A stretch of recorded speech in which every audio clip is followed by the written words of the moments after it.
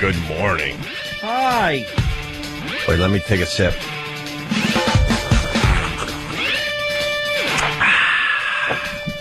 Coffee. A cup of Joe. I love coffee. Got the phone number, 877-212-ONA. Yes, phone us. We got the website for all the visual stuff we talk about, ondayradio.com. I don't even know where to begin today. There's so much going on. I know Danny sent out an email last night, so maybe we should start with Danny. And it was a huge, like a mystery. It was a cliffhanger email. It sure was, sent out a cliffhanger email. I'm not a fan of the cliffhanger email. No, who does that a lot? Like, who? E-Rock. Oh, but who cares? Because you know it's just going to be some stupid. I'm not a fan of the tease. Oh, really? Well, I mean, as far as, like, work stuff, let me explain. When you do a radio show, you got to tease stuff. It's just part of, trying to get people to listen a little longer. You understand that. Right. You get frustrated, but I've honed that craft. Certainly. But when it comes to emails, E-Rock writes me, he goes, when you get a chance, could you call me? I got a question about the channel. Why not just text? Thank you. Just text. And he does it all the time. So I have to write back, what is this about? Because you know what? In this day and age, you don't have to make all those dumb phone calls anymore. No. We all have a phone that has some nice capabilities, and you can get a lot done without having to talk to a human being. I am all about texting.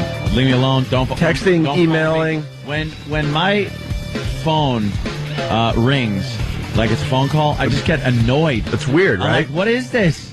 Stop it. Why would you want to actually talk? Just text. When we could just use our phones to communicate. Yes. So E-Rock writes, when you get a chance, give me a call. I got a question about the channel. I'm like, why would I ever call you? So I have to write back, what is this about? And then he goes, well, just call me when you get a chance. I'm like, no. Yeah. No, we probably could solve it this way. But with that being said, Danny sort of had one of those emails last night. Cliffhanger. And I don't usually do that either, but it was so much to type. Like, I just felt like I couldn't just sit there and write it, because who's going to read a huge page-long email, Well, we did get the gist of it. It's like, I want to kill somebody. I was at Circuit City. So I'm like, okay. I wasn't even home yet. Like, I was basically standing outside of the store just going, okay. But I think everyone could understand the difference between the two emails, the E-Rock email, and yours at least made it go, wow, I can't wait to ask Danny tomorrow on the show what this is all about. We're going to hear this cold, right? You didn't tell anybody? No, the only person who knows anything is Travis. I was talking to last night. Yeah, so I had to tell somebody. I know Circuit City's doing their liquidation thing, which, by the way, is a nightmare. It is. It really, really is. And, like, the sales aren't even that great in the first place. No, they're going to get great. Well, that's the problem, because everyone, when they hear Circuit City's closed and they're liquidating everything, everyone runs to the Circuit Cities thinking they're going to get amazing deals. But what they do, because they're kind of smart, they knock it down 10%. And as the weeks go on, all of a sudden it'll be 70% off, but it'll be for like old Atari systems, and just garbage, old phones, and at that point like it's garbage. There's garbage on the floor. Right. Like they don't even care. It's like you're walking into a looted store. I thought it was the set of Slumdog Millionaire. I went in there and yeah. All right. So what happened, Dan? Well, my hard drive had crashed yesterday, and which by the way is amazing. I don't mean to keep jumping in here, but you're the third person this week alone that had a hard drive crash. I know 3 people in 1 week. And a car crash. So and a car crash, right. Something else has to happen. No.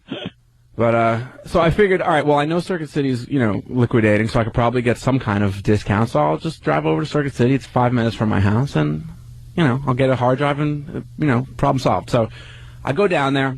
I bring my old hard drive with me because I, just want to make sure I'm getting the right thing and everything. So sure. Walk up to some fat sales girl, and I say, hey, and I have the one that I picked out from the shelf, and I'm like, I just want to make sure this is the right thing because I know you guys are liquidating. There's no returns, blah, blah, blah. So I just want to make sure I have the right thing. Right there is a problem. Before I get out of here. What are you doing? So you just set up your own problem. Unless you're walking in, paying for it, you got to be like Jerry Seinfeld was with the Soup Nazi. Yeah. As far as Circuit City goes now. Walk up, hand the money, Get your product One and leave. notebook hard drive, please. Please, and then step away. Step to the step side. Right, just keep stepping. Give to them the money side. and walk out. Any questions, anything else, you're asking for trouble. I think you're No right. electronics for you. Right. I think you're right. All right. So you asked. So, I ask, and so she could see my old hard drive. She sees the box that I have in my hand, and she goes, oh, yeah, that'll work. That's fine. I'm like, you sure? Yeah. Oh. Okay. I go, I walk, I pay for my stuff, I go home, I'm all happy. I'm like, all right, I'll get to install new OS. This is going to be fun.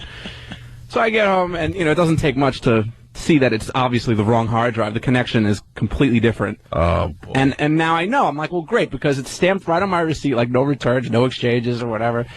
And I'm like, ugh, well, and I'm like, you know what? It was at least the sales girl's fault, so at least I have some kind of leg to stand on here, right? Oh, certainly do.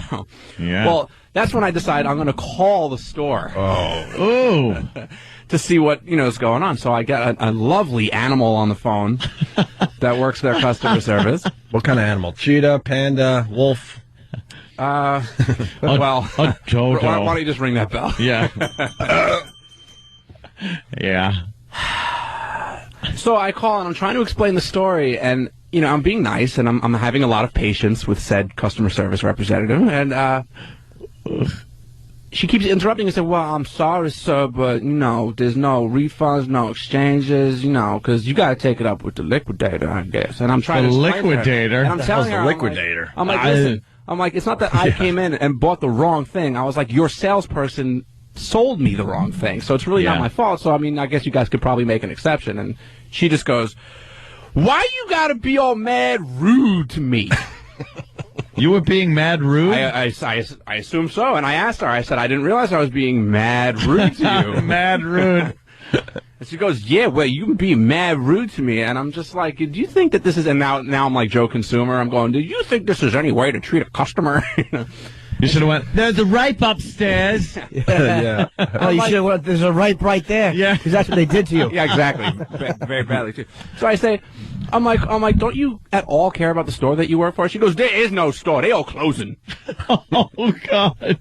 That's exactly it. And that's I'm the like- attitude you're going to And get. I'm like, all right, well, obviously I'm not going to get anywhere with this. So That's like standing on the bow of the Titanic and going, I'd like to speak to the cruise director, Yes. please. Yeah. I didn't get the buffet. The buffet's not set up. Right. So now I know that this is now a losing battle, so I have some fun anyway, and I decide to ask, said customer service rep what they plan on doing in 3 weeks when they're out of a job. Oh, good. Now you are being Very mad. good. Now you are being mad Nice. rude. Now you're Yeah, getting now- mad rude back. She goes, I have my job for at least 6 weeks. Oh, God damn. I'm like, wow, sweet. And then I'm like, yeah, and then what?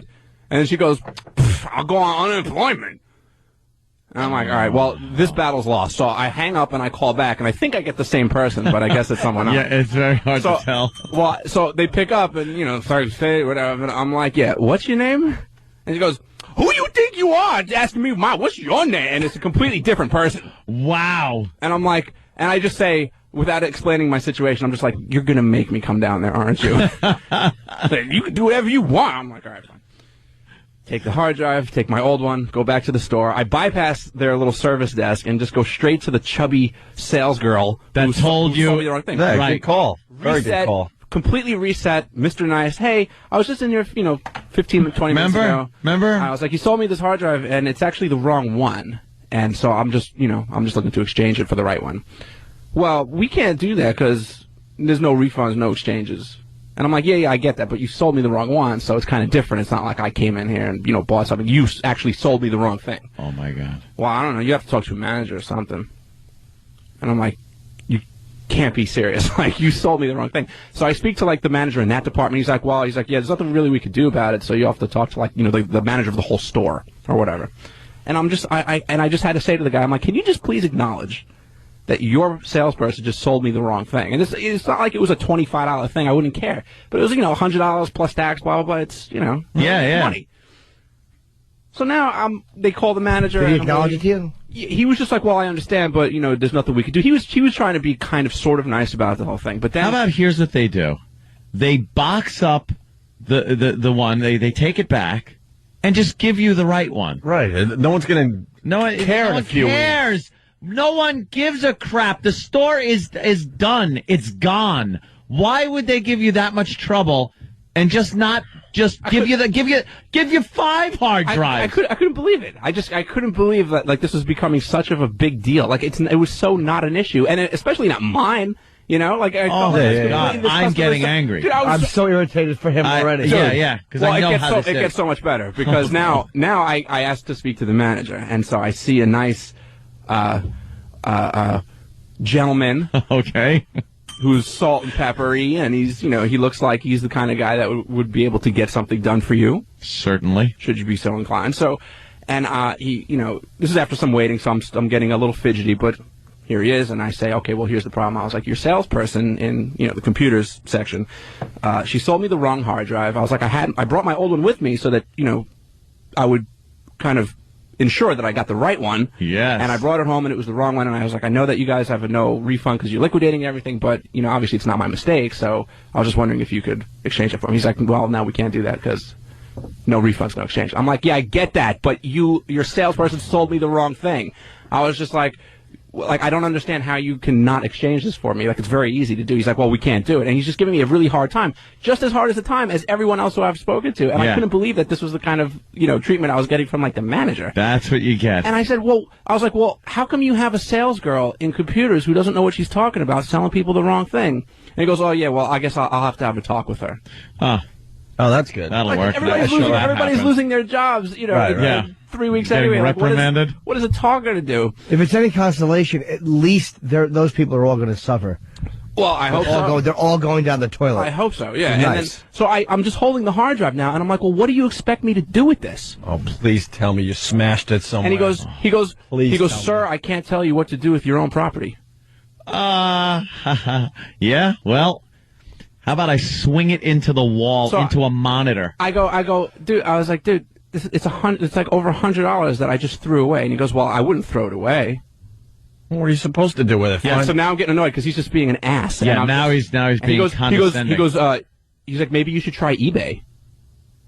And I'm like, why do I need to go out of my way? You just bought it. I Sell it bought at a it loss. 15 minutes ago. Do the right thing So and now you exchange it. want me to sell it at a loss because your salesperson sold me the wrong thing. They're just told to say, yeah, that'll work. I was like, yeah, that'll work. And I didn't even let him respond. I was like, and you're just going to let an inexperienced salesperson who does not know what she's talking about sell the wrong thing to people, And I was like, and you're just going to let that happen? He goes, no, you're right. I'll fire her.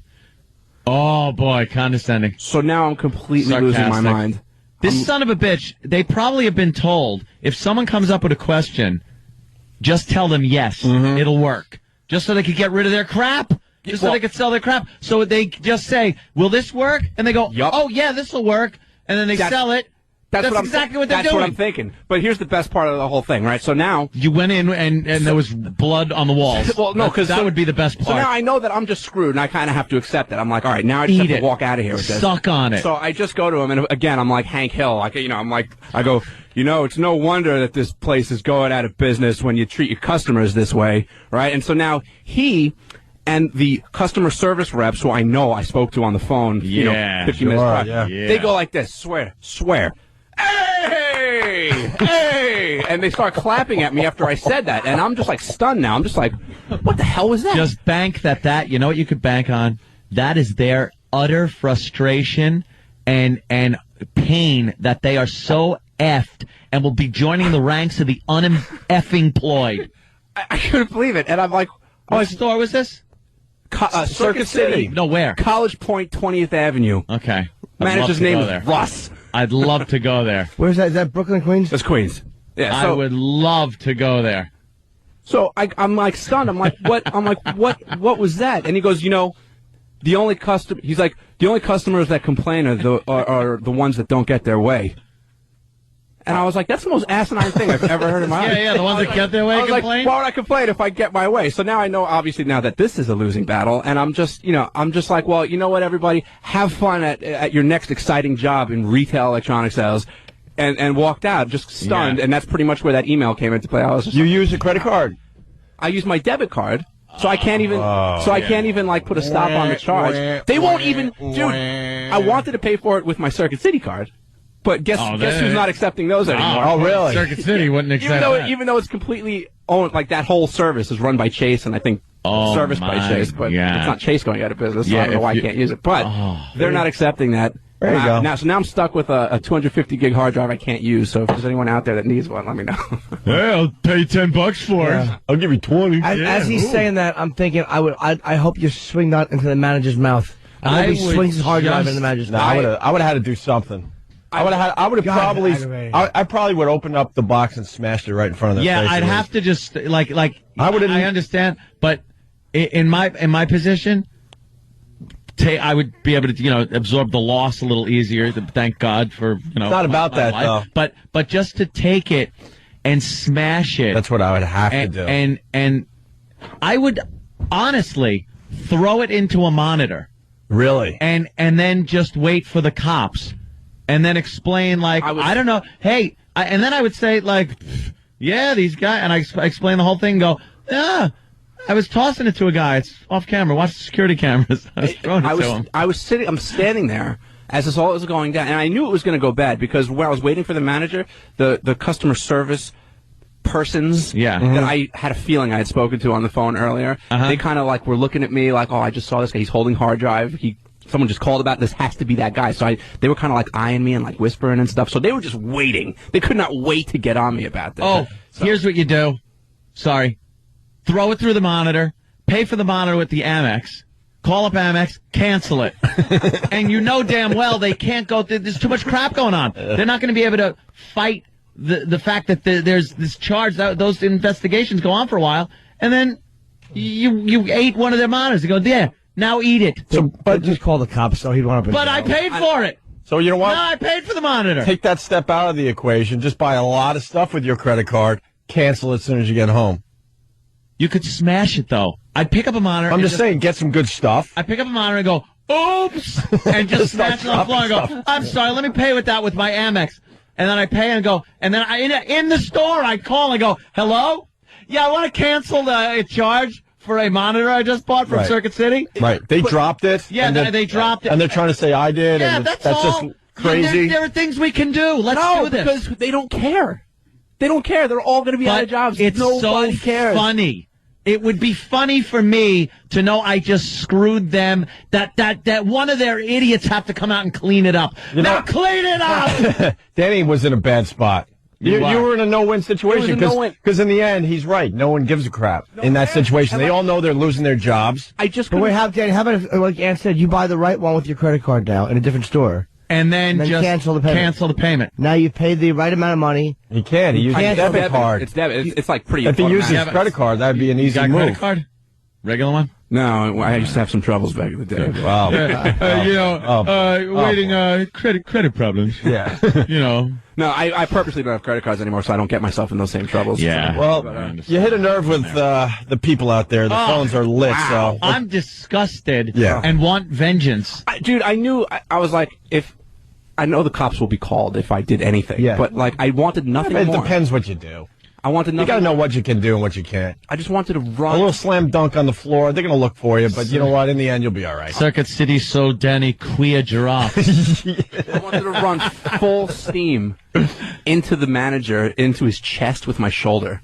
That would have been worth Oh, it yeah. for me. And I would have got arrested. Just watching him like the grape lady trying to struggle for breath. No, you do. You Would have been worth it. You put on a football helmet and just start running full speed into the huge TVs one after another Oh, God damn. until they call the cops. Hey, liquidated asses. I was telling another friend of mine about the story. He's like, you know what you do? I'm like, what? He goes, take your car, right? He's like, no. leave it running right outside the store. He's like, walk in like you're just browsing, take the right one, and just run out the store like a bank robbery. They got cameras everywhere. Yeah. That's the That's problem. not a good idea. That's why you got to do it legitimately, which would be drop something hugely expensive, Yeah. break it, Yeah. pay for it with the Amex, and then call up right in front of them. But And then all loud, like the loud guy bit. Hello, is this American Express? I'd like to cancel the charge. But Danny could do some of that robbing. Because you look like a lot of different people. You're lucky that way.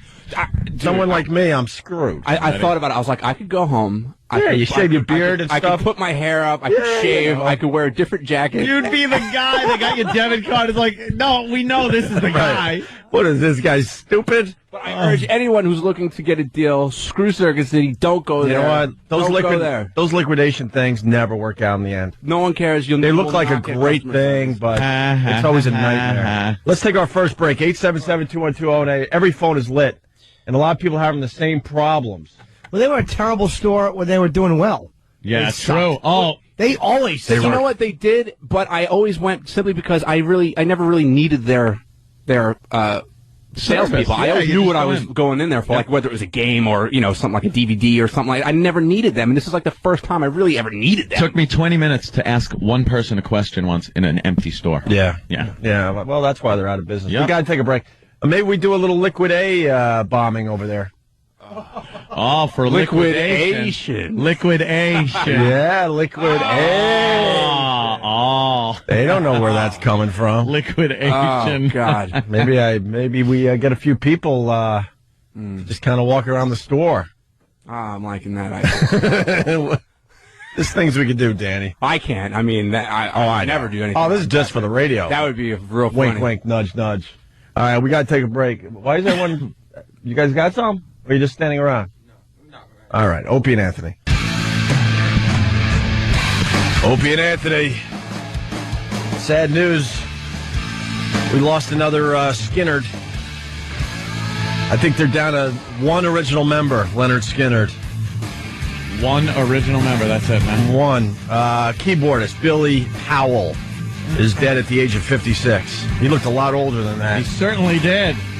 He had the frizzy, froey hair, a bit on the chubby side, dressed very colorfully. They almost got gaily. Huh? I'd say he dressed gaily. Well, I was trying to be polite, but yes, Anthony. I was just using it as a happy term. He dressed like he should be on Broadway. So one to go, and you got a full band in heaven. Who's the last guy left? Last guy standing.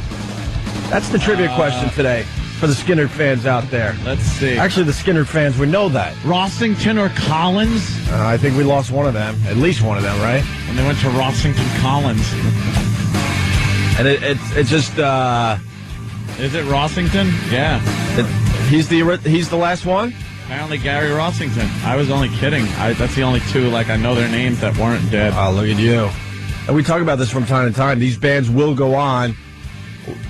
I mean, way past all the original members being dead. Yeah, Leonard Skinnerd will be around forever. I know they do it with the doo-wop bands and stuff where some of your older relatives, I'm going to go see, can't even come up with one right now. Yeah. And then you do a little research and you find out that all the original members are long gone, but the name continues. But it's going to start happening with the rock bands we grew up with is what I'm getting at here. Skinnerd, one to go. They're going to continue. Yeah, you think they're not going to continue when the last of the original members are gone? And then it's a whole new band called Leonard Skinnerd. Right. Weird. Really weird. Well, his brother's still singing, right? Is that the... Huh? What's his name? Who's singing? Oh, yeah, his younger brother's... he does a great job, actually. He sounds so much like his older brother. It's ridiculous. And then it's good to see down there in Washington that the Democrats and the Republicans are working together, just like President Obama wanted. Now, one Republican voted for the stimulus package. Well, because it's not really a stimulus package, but whatever. That's why the Republicans didn't want to, go along with him. Right. This is a little much. I'm just disgusted with it. But why are you disgusted? Why? Why? He's everyone's president. We have to stand behind him and blah blah blah. Because I don't think an emergency. We're in a goddamn financial emergency right now, according to Barry. What'd you say? Barry Hussein. What? I'm calling him Barry Hussein. What? Calling him Barry Hussein. It's his name. It's his name. If people called George Bush, they didn't call him President George Bush. A lot of people said, George W. George W., right. They didn't call him President Bush with the respect that the office calls for. Forget about what a job he did, lousy job, whatever. But he's Barry Hussein to me. And he's earning that name every ding-dong day by first giving his first presidential interview to an Arab station. Mm-hmm. And now pretty much just lapping the hindquarters the Iranians. The dinner jacket guy? Ahmadinejad. Yeah. Ahmadinejad. That's it. We'll fire off a letter to him. and the Ahmadinejad just stands there on a daily basis and talks about just killing the Zionist pigs and the Holocaust never happened and whatever, pro-anti-Israel. I'm not even talking about that. And just, he's not a nice guy. They don't like our lifestyle. They don't like who we are as a people and the way we run our lives. It has nothing to do with Bush did this or, treat them better and they'll treat us better. It's not the mentality you're dealing with. It's like sitting down with a tiger. You can't sit down with a tiger. You got a guy that's a lion tamer or whatever, tiger tamer, and he's got the right equipment, the chair and the whip, and he gets him into shape. I never thought that was the right equipment, by the way. No, you should have a gun and a big friggin' trident. I always thought that guy was a lunatic at the circus. Oh yeah, that'll help you. A stupid chair with four legs and a whip. Great.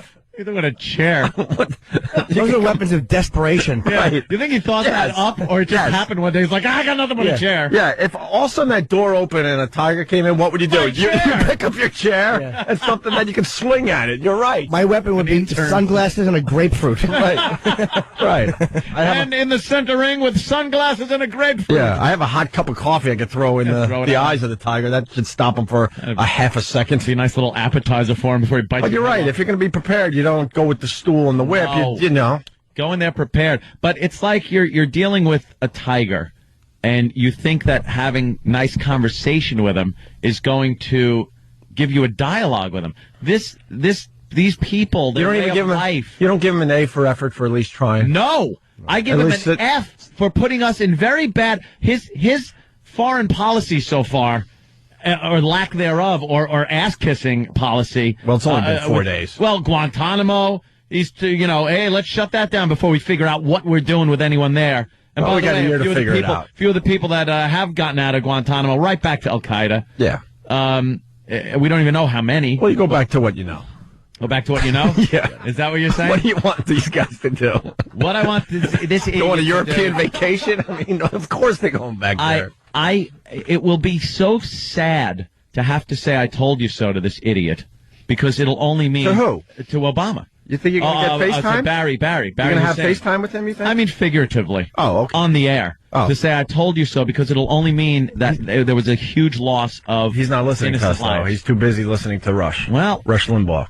It'll just mean a huge loss of innocent lives, and that will be the I told you so. Because he apparently doesn't understand you can't go from the Bush policy and transition to this happy-go-lucky, let me write this guy a little letter policy. Well, he said, I want Islam to unclench their fist and accept our hand, which is nice in theory. But then Ahmadinejad is like, well, I want a U.S. apology. Oh, it's like, he wants an apology. He'll probably get it. You can't go to guys like that, like, hey, we know that we're so wrong and we're so sorry. It's this groveling. Yep. You have to be willing to talk. I agree with that. But you have to go there in a position of, look, if you want to talk to us, we'll talk to you. Go ahead. Go. Talk. But, yeah. You can't go there with your hat in your hand and go, no. Hey, look, we understand that it's all these awful policies of the West that cause Islamic radicalism. It's just... it's weak. Yep. It's Jimmy Carter-ish. I agree. And it's just going to undermine the security of this country. Maybe he's doing a little rope-a-dope, my friends. Well, he's got maybe the he's doing second a little half. rope-a-dope. Yeah. The dope. Maybe he's doing a little rope-a-dope, and now, the big fist He's right not to a the face. rope-a-dope guy. He's a wimpy, Democrat, liberal ass. What?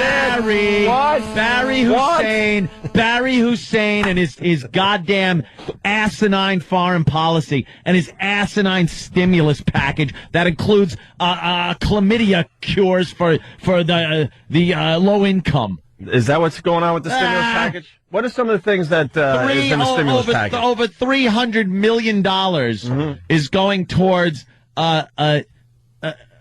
diseases, sexually transmitted disease education. All right, fine. Not in a stimulus package, you dummy. So, yeah, you think people, do you think that the Democrats got, like, a bunch of people got together and said, well, this is kind of what I want to get through. How can I tie this in and sell it as stimulus? Yeah. Like, people would just, well, it's stimulus because if they're not getting VD, we won't have to give them money, so that stimulates the economy. Yeah. I could see them actually trying to hash that through and debate it as being stimulus. Stimulus package is, let's get people jobs, let's get the economy going, let's get people back into investing in the country. That doesn't do it when you're just, giving money to these programs. I want to hear what some of these programs really are. Another one, they don't have a chlamydia. I call it that, the chlamydia clause. I mean, it's funny and all, but I want to know. On page 127 of this friggin' stimulus package or something. Well, that's what Washington does. Oh, well, you know something? What about transparency? What about his big transparency that he's not going to pork barrel these bills? And for something like this economic stimulus package, which is supposed to take care of the country right now, it's an urgent thing. To add that crap in, it's pure Democratic bull. But you like pork. I like pork. I love some pork. Is pork good in this situation? The other white meat. Yeah. Like the sound of that. Oh yeah. And I don't like ears though. Earmarks. The earmarks. Ugh. You ever try an ear? They're tough. Pork ears. Can't really chew through it.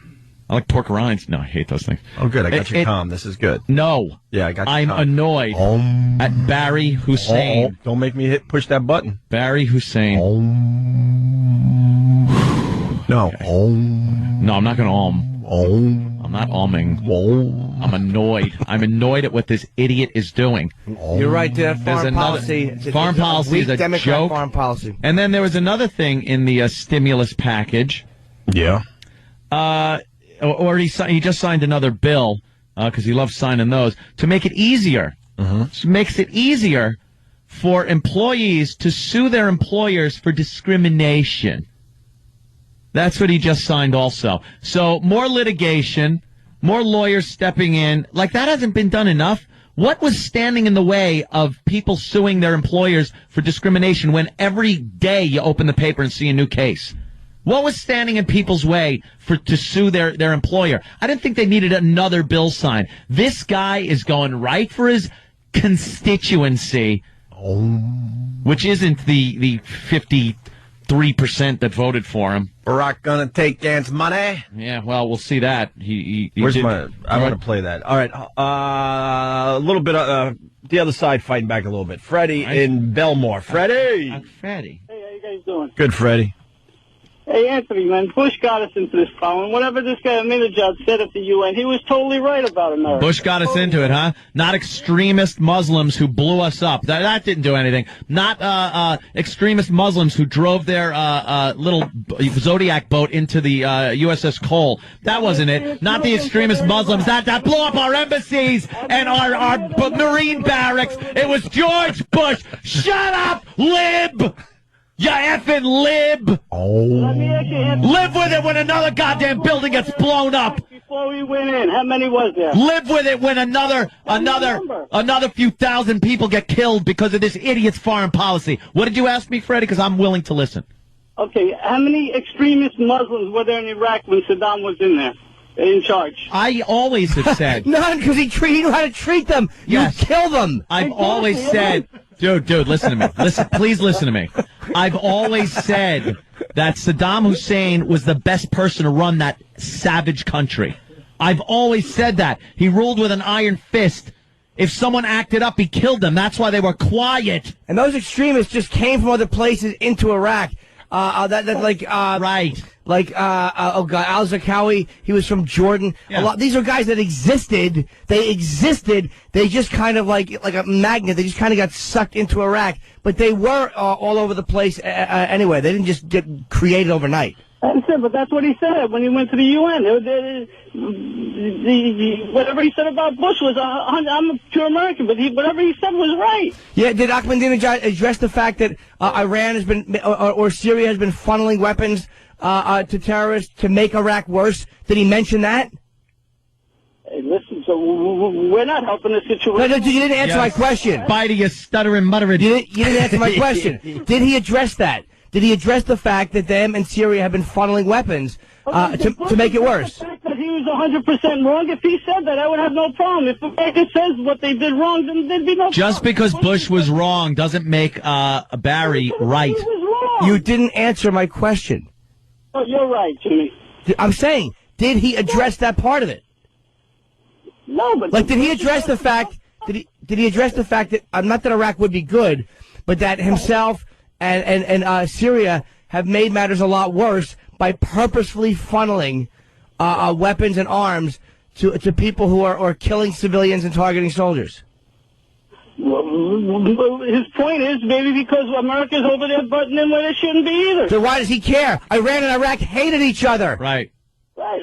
And America, That's why Saddam Hussein. Who gave Saddam all that stuff before the mustard gas? Yeah, we did. Terrible Americans did when we were trying to help them chase the Soviets out of Afghanistan. That's how we armed bin Laden, and we got out of Afghanistan. You're talking about Iraq. We also dropped 2 nuclear bombs on a country we do a lot of trading with now. It's called history. And Time goes by, things change. And we gave weapons. We sold weapons to Saddam because he was fighting an enemy in Iran. Yes. Right. Okay, so we made mistakes. They made mistakes, but everything he said was true. That's my point. All right, well, go to Iran. Tell him. All right, Tell him Freddie. yourself. Thank you, Freddie. We got to move on to Dan and Brewster. Terrible argument, by the Horrible, way. horrible. We gave Saddam the weapons. That was only because he was fighting Iran, and they were our enemy after the Ayatollah Khomeini took over. So they were our enemy. And then we blew up all of the weapons that we gave him, so screw him. And how about this? How about the fact that we sold 80 of our best warplanes to Iran when the Shah was still there? Yeah. And then all of a sudden he's booted. And then the radical Islam has 80 of our warplanes, and thank God somebody sabotaged them, or the Ayatollah Khomeini would have had 80 of our warplanes. All those morons would have how to operate They them. would have put him in catapults and flown them. They still had to figure out how to fly them. F-16s flying 10 feet out of a catapult. That's hilarious. Dan and Brewster, how are you, buddy? Hey, I got a question for you. Yeah. You know, Obama attacked us and attacked us with the coal and the towers. So I don't understand. You know, we knew there was no weapons of mass destruction. Yeah. We got democracy back. Yep. Right. How come we don't shift all the troops in Iraq, go to the Pakistan border, Yep. find the guy, Yep. and then we can finish our job in Iraq. Fine. Yep. Yep. Good. I agree. Now, can the people that call me an idiot and everything listen to me when I say this? I agree with you. Wow. I agree with you. I always have. I never thought we should have been in Iraq. Yeah, Ant's been saying that for a while. No, I did when I was sold the bill of goods on. Oh, yeah, but it's been a long time destruction. since you've But, believed that. Yeah, I could give a crap if they have a democracy over there. Who cares about those people? They don't want it. Obama credit for trying to withdraw this, for going. Yeah, you really should. No, it's any. Give him a little- No, why give would Barry I a give little him credit for credit. that? It's not his idea. Give him a little credit, a little bit. People have been Little talking. bit. No, I'm A not little giving bit, little Barry bit. Hussein any credit. A little bit. You No, gotta. No. Kind of got to start looking forward to, you know, W. Looking forward. Yeah, the guy makes a I good point, Ant. understand. Give him a little credit. A little credit. All right, you know something? We'll all sit here someday. We'll all sit here someday when other buildings are coming down, or when there's a bombing in our subways, or anything else happens as far as Muslim terrorists coming and killing innocent people because of this weak foreign policy that Obama is putting in place. Clinton did have Barry Hussein. Clinton did have Osama bin Laden, I believe, pretty much lined up and didn't go after him. No. Did not. I'm not blaming Clinton for 9/11 at all. I'm only saying that there was more he could have done, knowing that bin Laden was a terrorist who was funding stuff, and he did not do it. Was funding stuff. Could I have sounded dumber? Funding stuff. You know what I mean? He did not take We need action. more stuff. All right, we got to take a break. We're looking at this stimulus package. Stimulus. Someone is saying that in this package, they got $260 million that they're going to be using to resod the National Mall. Is that true? That got taken out. Oh, okay. But it was in there. Yeah, but that's The what they do Republicans down there. had a bitch to where's the transparency? Where's the not business as usual? Why did the Democrats have it in there in the first place? They put in bargaining chips so that they could keep stuff in and take it out. It's not supposed to negotiate like that. That's business as usual, and it's the same thing Barry's doing. It's nothing is changing. President Obama. Barry Hussein. A little respect until he Barry does something Hussein. wrong. He hasn't done anything wrong officially Barry Hussein. yet. What? You pick up the paper? Yes, I did. Stay 10, and I'm scared crapless. Foreign policy, 0 for 2 so far. I hate to say it. Yeah. 0 for 2. 0 for 2. All right, we can't go to you, Mike. We just kind of did it. So, Quick break. Back to the Did phones. the phone company go broke, too? What happened? What's wrong, I Anthony? thought his phone went out. I thought the phone companies all went broke. No. Getting mail delivery is going to be 5 days. We're so screwed. I told And you this yesterday. guy- Everything we know is slowly changing. Give it to the whores with chlamydia. Hey, That's hey. where our money goes Hey, to. hey. The whores Hey. with rotting genitals. Hey. All right, good one. Hey. Oh, Opie and Anthony. Oh, a little old school here, huh?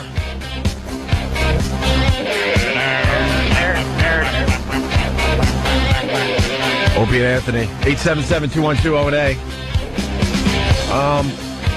A bunch of people making the same point. Whether it's right or wrong, they are saying it. yeah. Victor in Belmore, I don't have time to go to him. And, wow, Sobey, I guess, in Jersey. You can only be this mad after 8 years, not 1 week. No. I could be mad because it's actually been 2 years. Yeah. Okay? Are you going to ride his 2 back? years of campaigning, so I know what this guy's about. And now that he's starting to enact some of this stuff, it's not like he just popped out of nowhere. You're gonna, All right. You're going to ride his back the entire time, aren't you? Yeah. Well, yeah. Okay, I said, Well, yeah. If the streets are paved with gold after 8 years, I'm still going to call him an ass. Why is that? Because he's a He's a what? socialist. He's a, yeah, okay. Barry Hussein. Yeah. That's right. Uh-huh. Yeah. Sure is.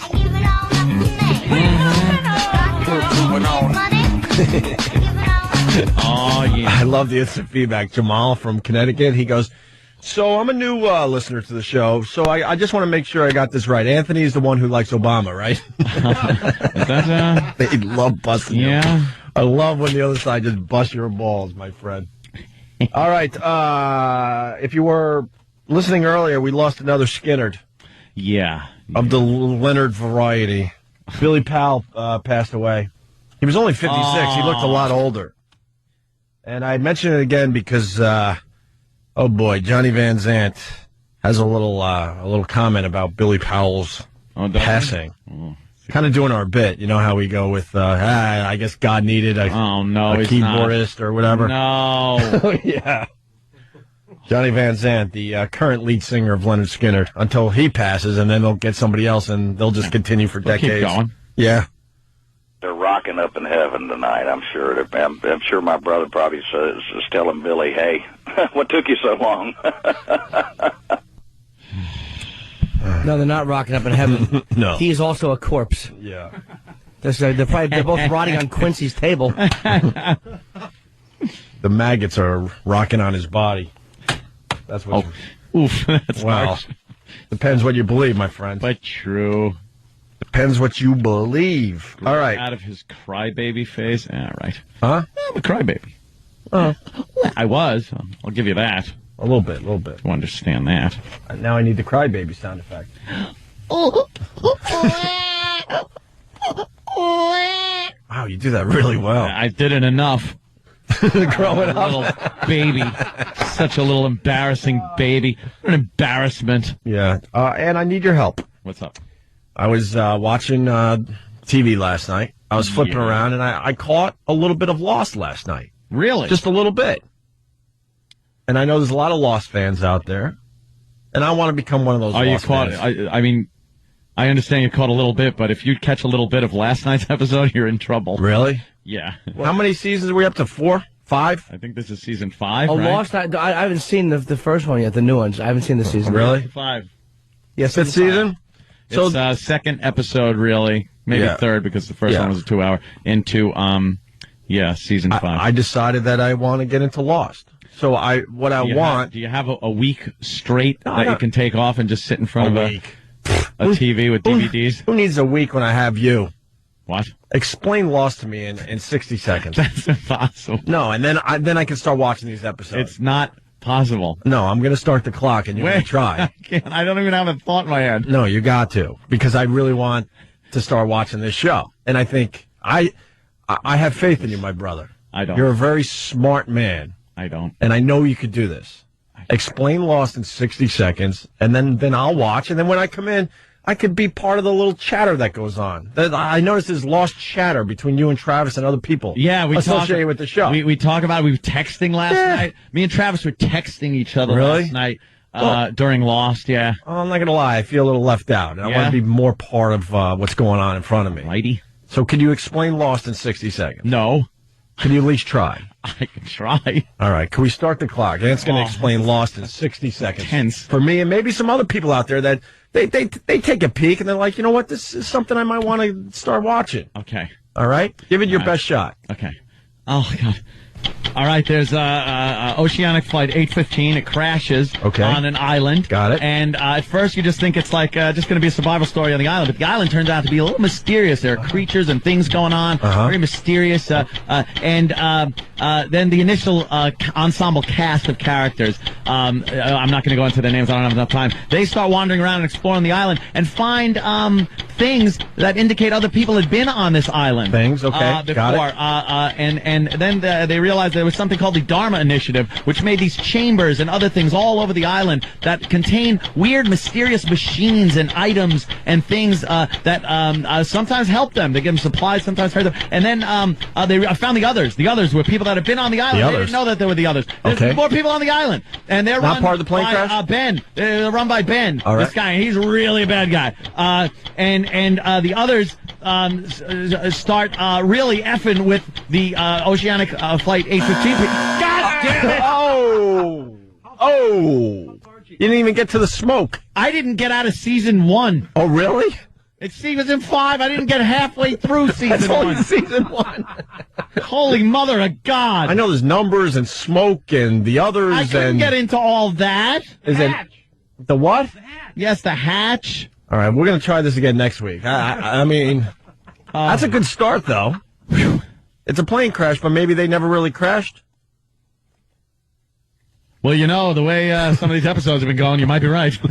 Really? No. I think there was a plane crash. See, everyone's saying I got to start from the beginning. No, I'm going to use Anthony. So if we do this a couple times, I think I could just jump into season 5. So now I'm going to have to remember where I left off next week, or I have to do it all over again. All over again. No, I have to figure out a way to do it all in 60 seconds. Yes. You only did one season. What did you do? One? Like half of a season, maybe, or maybe Travis can help you. Maybe a little thought starters. Travis is very good. Next week we're going to do this again, Travis. Oh, okay. Or maybe even tomorrow. Maybe 2 days. My whole goal is to watch your brain explode. Whew, that almost did it. Especially on the tails of Obama stuff. Oh, I know. I think Anthony needs to rest a little bit. We weren't even going to do this story, but someone said, I'm so far to the right that I hope Rush Limbaugh fails. I don't know who said that on Pal Talk, but that's funny. God, they played right into Rush's hands. Tell me, his Rush going to be will huge. have ratings through the roof. I even want to start listening to him again. Rush was so hoping that Obama won. Like as a course, why doesn't he at least say that? Like as a professional, you got to hope he wins because it gives you. This guy has at least 4 more years of great ratings, right? Being in the news, of course. When Bush was in office, he pretty much disappeared. You just heard about drug allegations and abuse and that's his why cochlear implant, and now right out of the gate, he's back in the news. You go to Drudge, you see links to his comments. I read a whole thing on what he thinks his stimulus package would be. I never would have read anything like that, over the past 8 years. But that's why he's a phony like the rest of them, because this is the best thing for him personally and for his radio show. It's the best thing that could happen to our radio show. We're not a political talk show. We dip into the politics, certainly. Yeah. But this is great for our show. Why can't Rush admit that? Has he admitted that? Like, thank God? No. He'd be dead in the water if McCain was president, as far as his radio show goes. Yes. No one would care as much. It's perfect for him. Yep. He rode that Clinton thing, remember? Oh, I know. That was the heyday of Rush Limbaugh, and it was all because, Clinton was in office. Clinton he had someone to beat up every day. Now he's going to beat up Barry. Barry Hussein. As Anthony says. I call him Barry Hussein. Yeah. Yep. Yeah.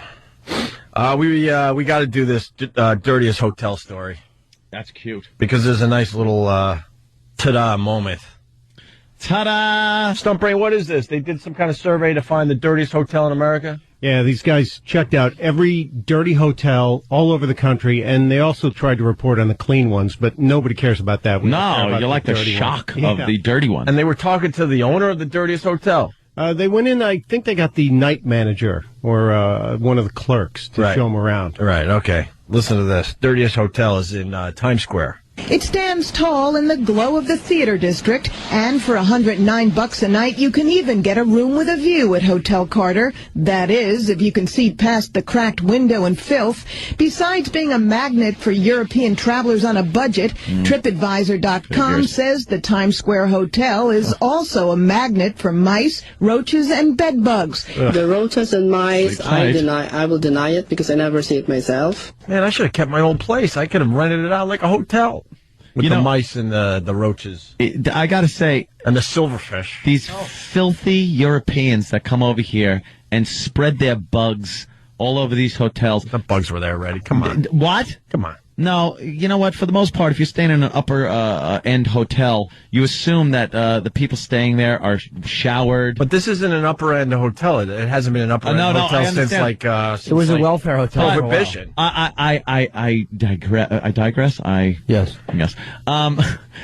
I've heard stories on upper end hotels that have bed bugs, and it's because these filthy people come over here with their horrid habits and their filthy woman armpits, hairy armpits, and sleep in these beds and give us bed bugs, along with other diseases. What do you think? We naturally get anthrax here, or some guy's got to come over with animal skins to make drum heads over?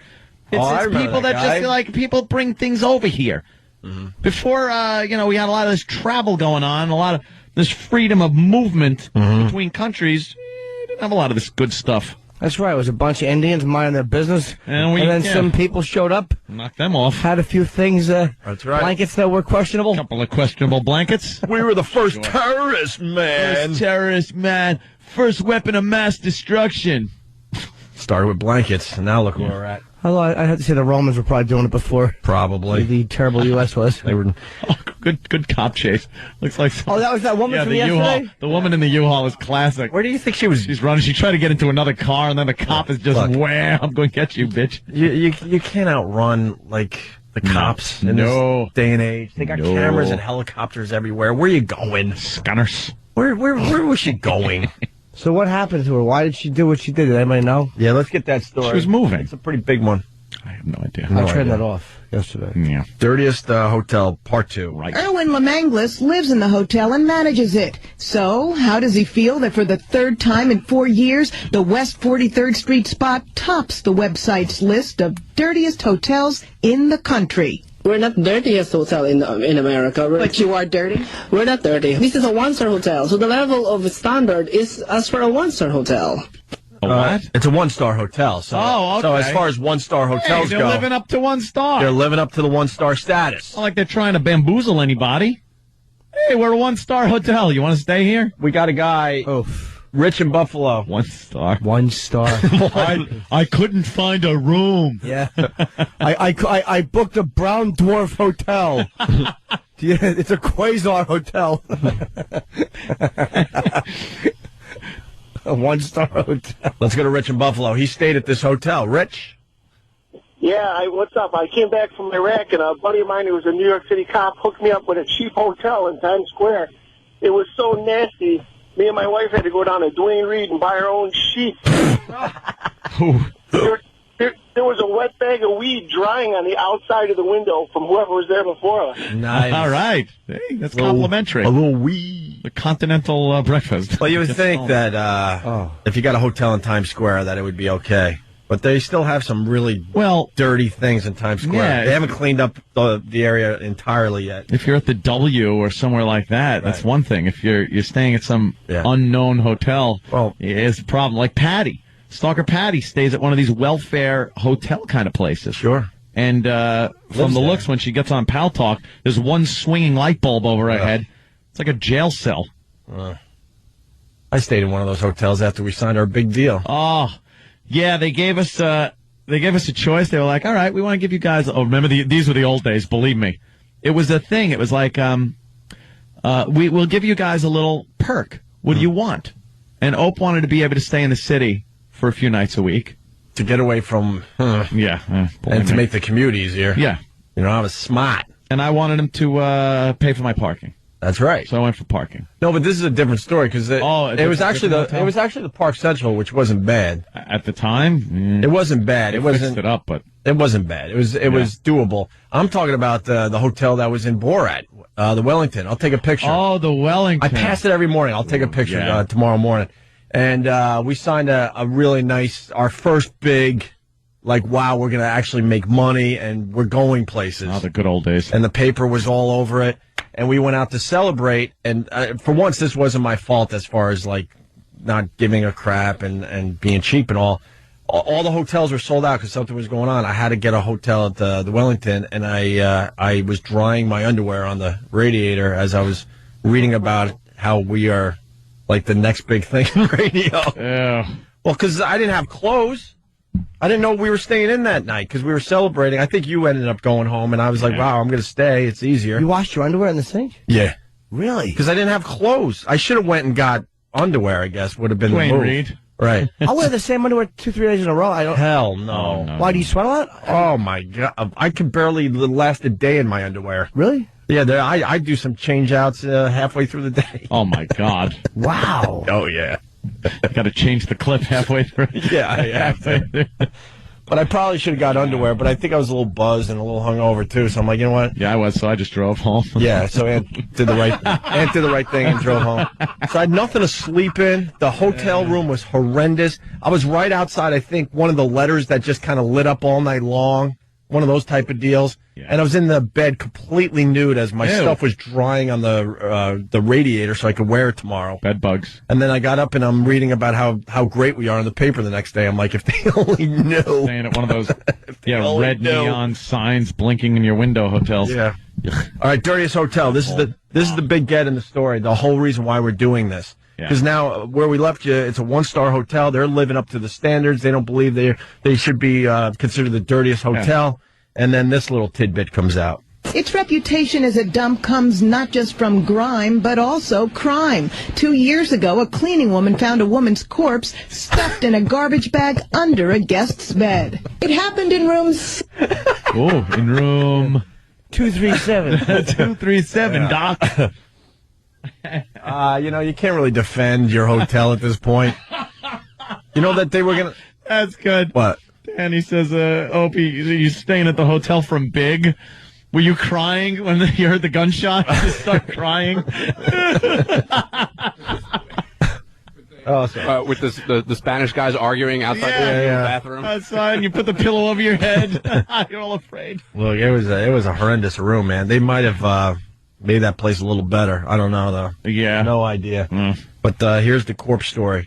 They would have rented out this room again if the cleaning lady didn't find the corpse under the bed. Stuffed in a garbage bag under a guest's bed. It happened in room 608, and you would think guests who know it happened here False, wouldn't there want is to no room stay in this 608. False. Sometimes the complaints will be false. It happened in room 608, and you would think guests who know it happened here wouldn't want to stay in this room. Not the case. It's actually in demand on All Souls Day. Other guy will ask me, and then I said, oh, it's already booked. Somebody's already in there. Funny, I don't know, creepy. Yeah, so now... Creepy. Well, then now the ghouls out there, they want to stay in that room. Oof. There's a whole society of people that like to stay in these rooms where horrific things happen. Ghouls. Whether it's ghosts or where people died. There's a whole thing on online for dead MySpace pages. For dead people, cool. and murderers. I can't even deal with people that have killed other people. Yeah. Nope. Right. Well, think like Dead Space or something. I think they call it. No, thank you. Let's say hi to Skip, the trucker. Skip, what are you hauling? Hey, we're hauling Coca-Cola today. Nice. Oh, you got a nice load. All American. Yes, we do. All right, what do you got there, Skip? Oh, I was going to say, I don't remember ever hearing that King Jaffe Joffer ever infested the Waldorf Astoria. Ha ha! Take me. Oh, could we play our one of our favorite clips? We got to do a whole list of our favorite clips. That dumb anchor. Thank you, Skip. Or There's Dumb news guy, whatever he was. somehow we're going to have to try to figure out our top 10 favorite clips. That'd be tough. This one it should be right up there, man. Top 10 all-time clips. Wow, yeah. At least in the last, whatever. Tough one. 4 years would be good. Mm-hmm. I mean, the Miller, that's got to be right up there. Right up there. Moo. The freaking leprechaun in the tree. I don't know about the leprechaun in the tree. It was a good one, but not one of my... I think there's 10 better ones than that. Do you like Take Me to the Waldorf Astoria? That's a good one, but I think that would be up there in the top 20. For the rest of America, there's a local channel, New York One. Ugh, they're lame. Yeah. And they were doing some kind of report, and this is what happened. The guy... hold on. I guess it needs a better setup. The reporter was trying to have a little fun with whatever story he was doing, threw out a little line from Coming to America, and the guy back in the studio just left him hanging. He bombed. The reporter certainly bombed, but the guy in the studio could have helped him along a little bit. Left him hanging. there. It's just great. So that's what's happening, but the big story is traffic, Pat. You know, and every time I think of the Waldorf Astoria and I think of world leaders, I think of Coming to America. When James Earl Jones needs to find Eddie Murphy. Well, we want to dissect this? Yeah. A little bit. Go back a little bit. He started losing it right there. He couldn't really remember. No confidence. Now he's got no confidence. He's rolling into this, stuttering. He doesn't understand the concept of punching out. No. This is just going bad now, right from the start. See, if you could say punching out, you could save yourself. And it's Two geese just flew into his mouth. Right. It's almost like he sensed it was about to bomb because Yes. he should have cut it at it's like James Earl Jones and Coming to America, and it seems like he meant to cut it there, but then decided to explain it, and and then it turned into a riff. It's just tragic. It was a hard. You could almost feel him peeling his skin off like an onion layer. This is a slow motion wreck footage, like when they do the crash test dummies into a wall. Because he tried to explain the joke before. Could you just play the thing? It's We'll go back a little bit. Oh yeah. Story is traffic, Pat. You know, and every time I think of the Waldorf Astoria and I think of world leaders, I think of Coming to America. When See, right there he should have cut it. He should have just cut it because he thought the guy would know the He waited for a reaction. He waited for his guy to go, yeah. And he went, a little pause. He just lost it. Yeah. Oh. When James Earl Jones came to find Eddie Murphy, and he's like, "Where is Hakeem? Take me to the Waldorf Astoria." And that's where I guess the president gets. So where else is he with world leaders other than the Waldorf Astoria? Makes sense, right? Yeah. Foreign policy for the masses, I guess it is, Roger, right? Yeah. I mean, you've boiled it all down. Presidents are busy with meetings. Waldorf Astoria is a good place to meet. Chock full of information. And of course we know the traffic restrictions. Well, we're going to put all this traffic information on our website as well because it's a lot to take. Yeah. Okay. Roger, thank you. It is one of my favorite. It's great. Clips. I just realized how great that is. In all fairness to the anchor, he definitely was sitting there going, "Wow, I can't make anything of this." Yeah. He's like, he answers with, yeah. Yeah. Did you hear the anchor smack his face? Because the anchor said, foreign policy for the masses. For the masses, yeah. Meaning, I guess you just explained it for everyone, dummy. Dummy. Yeah. And then he lists the childish things he's done. I forget, he just listed a couple of things that the guy did wrong. Like that was just really dumb. Nice. Fantastic. Okay, that clip is in my top 10 now. The uncomfortable pause and then, yeah. Yeah. Hey, we're talking about Obama a lot this morning. Barry Hussein? Well, yeah, you call him Barry. I call him Barry Hussein. I call him Barack Obama. Wow. We got a new bit. It's sort of a take on an old bit, but it's called "What Other Radio Shows Are Doing," and they got a Barack Obama bit. Oh, yeah, and it's Barack Obama and American Idol, so this has got to be great. Stop. Oh yeah. Why didn't we think of this? That's a great idea. It makes us mad. God. Up next, what other radio shows are doing? Stay there, Opie and Anthony. You think you get a couple of these? The first one was Ty Cobb. Ty's in there. Very good. I don't know. What? Double day after double day? What? After Double day? No? Ugh. No? That's a no then. No. I'm going to guess Hannes Wagner. Jimmy's got 2 out of the 5. Keep going. I'm going to guess... You should get at least one more of these. Yes, I will. Cy Young. Oof. Should be Cy Young, but no. Yeah, it should be. Most wins. He has the only unbreakable record in baseball. Okay, so no Cy Young. Was there a guy, Nellie Fox? Oh, Nellie Fox. What happened? It's too late now. Let me just tell you what's happening here. Yeah, I'm all confused. I thought I'd be funny and try to throw in that guy, the first black baseball player. Oh, Pumpsy Green. Thank you. Pumpsy Green. So I call over Sam first, off mic, and I go, what's the name of that guy? Because I just wanted to throw in Pumpsy Green. Yeah. And Sam's like, Danny.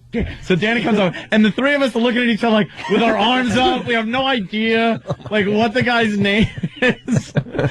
Take me to the Waldorf Astoria. Thank God I didn't blurt it out, thinking it was going to come to me in the sentence. You can't forget about Pumpsy Green. Apparently I did. Apparently everyone did. Like I was on my way out of the studio into the back office, so I wasn't even sure what was going on. So he just goes, "Who's that black guy from Boston?" And I was about to be like, "Patrice." Like, what are you talking about? Like not even close to what's going on. Oh my He God. was the first black Red Sox player. Pumpsy Green. I always forget his name. All right, going back to the Hall of Fame, the first 5. So hold on, let me guess now, because I'm surprised Cy Young is not there. We got Hannes Wagner, we got Ty Cobb. Ty Cobb. I'm trying to think of who that catcher was that he pitched to. Was Jimmy something one of the first 5? Norden? You're missing the very obvious one. I always said Babe Ruth, but I mean... Babe Ruth? Oh, he was one. Okay, I wasn't sure if he was still playing when that was, 1936? 73 Lou years Gehrig? ago, 30... Lou Gehrig? You're out of this one. Gehrig's a good guess. No. Take a seat on the bench. All right, so Babe... You've done good, but we got to rest you. We got to rest you for the fourth quarter. You just hang out. Could I use your phone sound effect then? Yeah, you can. I was just boring you. All right. No, that's mine. Come on. That's my bit. Babe Ruth. I get a couple bits here. Honus Wagner, Ty Cobb. Yes. Babe Ruth. You got 3 out of the 5. And the other 2, I do believe, are... Oof. Wow. How about... I think they're pitchers. Give me a first name. How about a first name on one? Christie. Mike, do you know it? I don't know it. Yeah, when you say Christie, it's got to be Brinkley! Matheson or Matheson. Christy Cream. Christy Mathewson or something like that. Okay. And we'll move on. name? And, Walter. Oh, God, Johnson. Yeah, there you go. Those were the first 5. Water. Someone out there like that, Ant. I didn't know that. Cy Young had 511 wins, I think. Yeah. I don't know. They name an award after him. Cares, They did? right? Cy Young Award. Of course they did. Cy Young was the year after. Oh, 37. second season. Yes. But they put in that was he a wife beater? That Ty Cobb he was Ty Cobb he was a was an nasty man. everything beater. He beat up everything. Ty Cobb was a horrible racist. Yeah. I think he was a Demerol addict. Yeah. He was tremendously big into stocks. He's going, Stumpy, invest in Coke. It's going into cans. He was great. Ty Cobb was I want a Cobb jersey because he was such a brutal guy. He was a bad boy. You can't find a Detroit Tigers. I want just a Cobb jersey. Yeah, he would beat up his own breakfast before he ate. He was just not a nice Sounds guy. fantastic. There was a story of him hitting a black guy who was like worked at the field or something like that, who just said like, good morning, Mister. He said hello How to. dare he talk to Ty Cobb? He said hello to Ty in a way that was too familiar that only white men should say hello. It was some offense that you're like, wow, what a boob this guy was. He was a really bad guy. Who, the guy that said hi, right? Oh, yeah, absolutely. Should have known better. Oh, yeah. All right. Speaking of Barack, I think it's time to do what are other radio shows doing. I'm curious to know what they're doing. We're going to try to get this bit off the ground because we had so much fun with Jocktober. Yes. We rested the bit for a while, but now I think we need to bring it back on an every once in a while basis. Mm-hmm.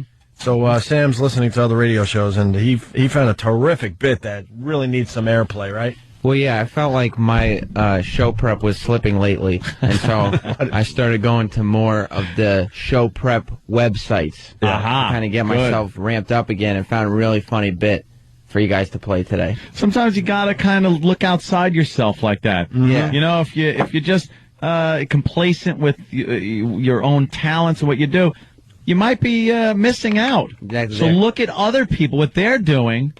I'm not too big to say there are funnier and more creative people out there than me, like the people on this website that make these things for us. Well, I can't wait. Hey, I want more Ty Cobb info, too, because one guy, Alex in Buffalo, we're going to continue with this Sam thing. There's a myth, and I want to know if this is true, that Ty Cobb killed the guy with a baseball bat and then hit a home run. Just for snoring. And then hit a home run with the same bat the next day. That's probably nonsense. But he did. Who knows, though? Wow. His mother did murder his father. Wow. And I believe it was, there was different reports where Ty had to back her up in court. But I think what was happening was, with Ty, at least Ty, Robert Wool played the guy who wrote his biography, who hung out with him. And I think the real story that Ty eventually told him was that his father suspected his mother was cheating, so he came home and caught her. And maybe it wasn't the mother who shot him. Maybe it was the lover who shot the father. But Ty said, took a Kaiser blade. Poor little feller. I think that Ty said the last thing my father saw was the man who was effing his wife. Wow. Before he was shot. Oh. I think that was, he had some horrible childhood trauma. Guess you got to give him a little leeway. Yeah, Georgia Peach. And the greatest quote about basketball ever. Oh? Yeah. Oh, no, really? Yeah. Yeah. Believe me, if it was 2006, it's all I'd want to do is play it. Got to play it a little safer, though. Got to hear that one. Now I'm curious. All right. If we played that, I'd fire me. Now I got to read it online, at least. Get the quote online so you get our reaction when we read it. All right, so the bit, it's what other radio shows are doing. Do the bit! Sam found Obama cancels American Idol because... Because why? Well, you see, Obama has a thing about stopping torture. And right. Some people are like, because American Idol's hot right now, Obama's hot right now, so we're going to combine the two and say... Combine. Right. The two together. Those auditions, the bad ones that you have to listen to when you're watching the tryout shows, are just like... Would be considered torture. Torture. Just like waterboarding. Yeah. Okay. All right, let's take a listen here. This week on American Idol, you'll never guess who shows up. Hello. Barack Obama, what are you doing here? So sorry, Simon, Randy, Paula, new judge. I'm gonna have to shut you down. See, we banned torture, and that's what listening to these bad auditions is. We need to stop the butchering of Mariah Carey's songs. You can't shut us down. We're the #1 show on the telly. I can and I will. I won the election. And Simon, I'm getting tough on immigration. You're being deported. That's Barack Obama on American Idol, this week on Fox. Do the bit! Do the bit! Do the bit! That's going on. How'd they get Obama to voice that and Simon? Oh, my God. I don't even know what to say after that. I was going to ask how they got Jesse Jackson to voice it. Yeah. But a lot of the subtleties, if you pay attention, like... Yes, Sam, go ahead. You know Simon's the British one. Right. Yeah. They call it telly. Oh, That's why, because if you listen closely, he says I on did the telly. notice that on the I didn't telly. catch that. Yeah, We're the biggest show on the telly. Right, and it's like, remember, he's British. We wouldn't say that here in America. No, but we're not British. No. We're American. It's that subtle stuff that really is what brings that bit home. That's why you get 2 or 3 listens out of it to, really get the... Oh, they play that like, hey, and people are just clamoring for the Obama American Idol bit. So this isn't an individual station. This is something that a lot of stations are many stations. Wow, we definitely got to try harder. I want to know who we got some competition out there. I want to know who is Please list the stations that are playing that horrendous bit and playing that bit seriously. Maybe we just debuted it. Yeah, maybe. I hope so, because I'd hate to think anyone in this business is playing that, but I know better. Not only are they playing it, but they're taking credit for it as if they made it themselves. Yeah, that's what these... that's what they do. They do with the show prep. Wow. That was a hunk of like I have never heard. But they got the British accent down. They did. Yeah, they sure did. It sounded just like him. Yeah, it was amazing. All right. Thanks, Sam. My pleasure. Look forward to another one of those. What are other radio shows doing? Something like that, yeah. We'll work on the name a little bit. I kind of like it. Well, rolls right off the tongue. What other radio shows are doing? Yeah. I like that. It's catchy. Yeah. Like, what's the haps? Well, nothing's that catchy. It's true. What happened to What's the Haps? Nothing's haps. Yeah, nothing's happening because it's cold outside and nobody likes to stop and talk to people when it's cold outside. They just say it's cold. Good one. Let's go to Mike in Reno. Just to watch I him die. Yes, Mike. Hey, I was calling to tell you boys that Ty Cobb used to sit on the top step of the dugout and sharpen his cleats to scare the infielders on the other team. Yes, he would sharpen them, and he would slide really, really in a way to really stab somebody with his spikes. What an ass. Ty Cobb ruled. Yeah. How did he die? Well, one more thing. Jimmy, happy birthday. Thank you. I think he died of old age. I mean, he was hooked on, it might have been morphine he was hooked on. Wow. He was injecting something into his stomach. He had cancer. Ty Cobb's ugliest scandal. The Georgia Peach once beat a heckling fan who had no hands. No way. I'm telling you, this guy rolls. He was a bad. Wow. Yeah, you want to read this? Yeah, one, Jay? sure, man. In May of 1912, at New York's Highlander Park, the Detroit Tigers are playing the hometown New York Highlanders. In the stands behind home plate, it was a Highlander fan named Claude Luker who was giving Detroit's Ty Cobb a tough time, a really tough time. According to spectators who were there, Luker hurled insults and epithets at Cobb every time the Georgia Peach came to the plate. By the end of the fifth inning, Cobb warned the Highlanders manager and the umpires that if the man wasn't ejected from the game, there was going to be some serious trouble. Oh, no. Nothing was done to the rambunctious fan. So when he called the notoriously racist Cobb a half in the bottom of the sixth inning, the ferocious outfielder climbed into the crowded stands, leaped upon the man, and began beating him senseless. Other fans began pleading with Cobb to stop the physical attack because the foul-mouthed Mr. Luker had no hands. He had apparently lost them years earlier in an industrial accident. And the crowd pleaded, Ty responded as he pummeled the man, "I don't care if he's got no feet." American League Commissioner Ban Johnson, who was at the game, immediately suspended Cobb indefinitely from baseball. In a surprise show of support from his teammates, who did not exactly adore Cobb, the entire roster went on strike the next day and refused to play unless Cobb was allowed to return to the team. The commissioner told Detroit's owner, Frank Navin, that he would fine the team $5,000 for every game they refused to play. Navin pleaded with his players, but they simply would not budge. Wow. I would love to know. Oh, that's a great story. Yeah, he was flinging out the old "you're half N-word." Boy, that's all it took to get Cobb into the stands. Yeah. He used to bat in a really weird way. He obviously has an over 400 average. I think it was a 406 lifetime average. I'm going to guess. And he would bat with his hands separated. He was a really great player. Oh, really? He has hands like instead of touching your hands together on the bat. Yeah, bottom pinky over top thumb and forefinger. He would have, I don't know how long of a separation. It almost looked like he was going to bunt, but not that far apart. Yeah, and he would just hit the ball that way. He slapped a lot of base hits. Yeah. I don't think he didn't hit a lot of home runs. No, he hated home runs. He thought they were awful. Really? Yes. Oh, really? Yeah. Thought they were stupid. And his great quote on Babe Ruth. Well, he ran well for a fat man. that was his quote on Babe Ruth. What a set on him. I love him. People are saying he died of a codeine overdose. Oh, was it? It was codeine that he's hooked on? Emerald morphine. Over 2 I was. Blue Healer is usually good for some knowledge stuff. Yeah, he was in his 70s. He was old.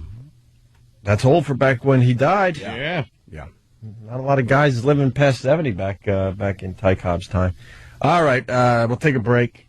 We still got a lot to do. We're still looking over the stimulus package that's going through Washington there. I'm not too stimulus. There's some good things on this thing. We'll explain next. You got more too, Stump Brain? Yes, sir. All right, get me some more. And we got more on Joe Torre, his book. Wow. I'm really surprised Joe Torre's talking like this. Really surprised. But he is. He's got a new book coming out. We got some more of the stuff he's talking about in his book. And I got to talk about the post office going down to 5 days a week and blah, blah, blah. Yeah. Opie and Anthony.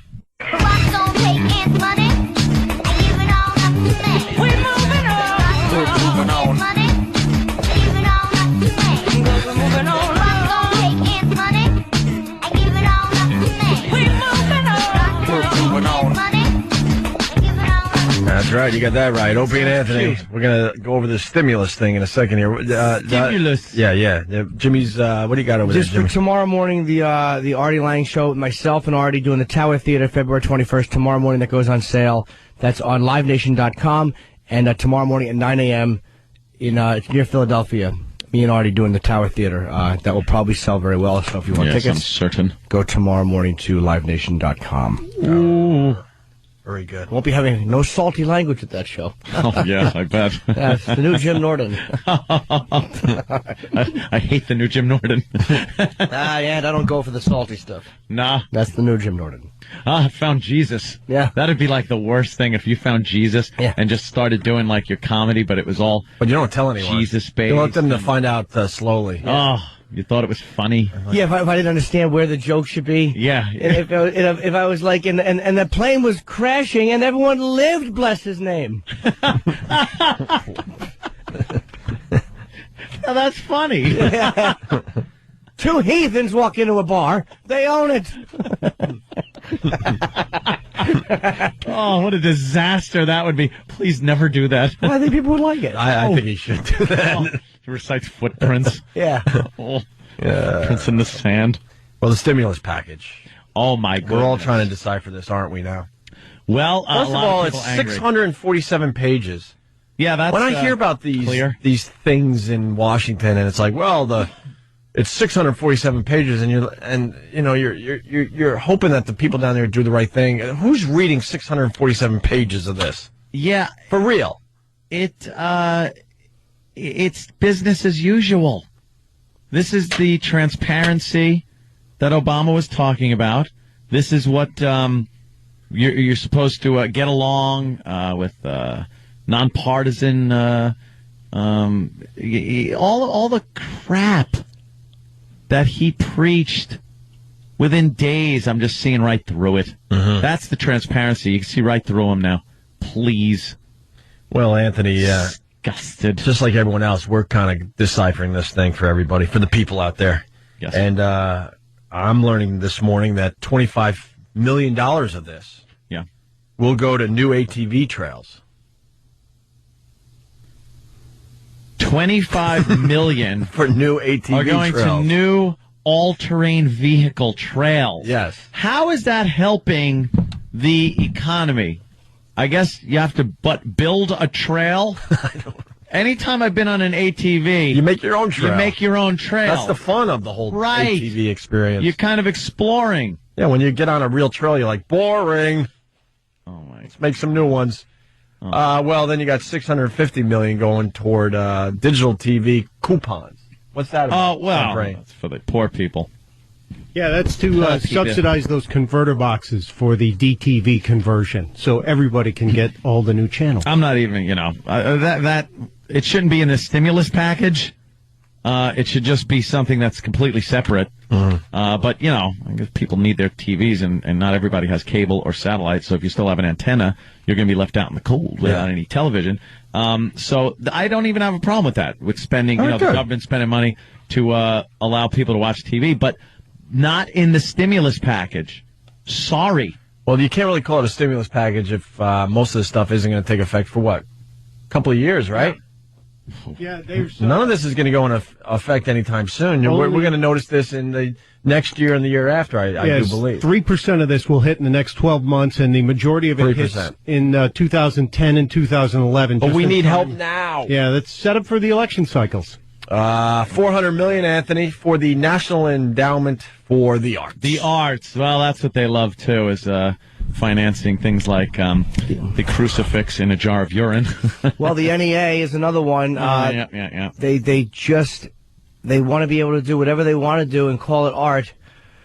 I guess, I don't know. Where do you not sound like a cranky old man when you're talking about art? It's really a tough one. Oh, it is. I don't mind what you do. I don't care if you want to urinate in a jar and then put a crucifix in it and call it art. It doesn't bother me. Mm-hmm. I'm not one of these or the Virgin Mary made out of elephant dung was another one that there was a big problem with when they put them on display. I don't care what you want to call art or what you want to make, but I don't want to pay for it. That's the big thing. I don't want to pay for it. There's a lot of little youngsters out there that want to be doing their toodly doodly do thing. Pick up a paintbrush and some paint and watch Bob Ross. I want to be an artist. Greg Brady's leftovers from Whackbag. F. In capital letters. F. I love you, Aunt.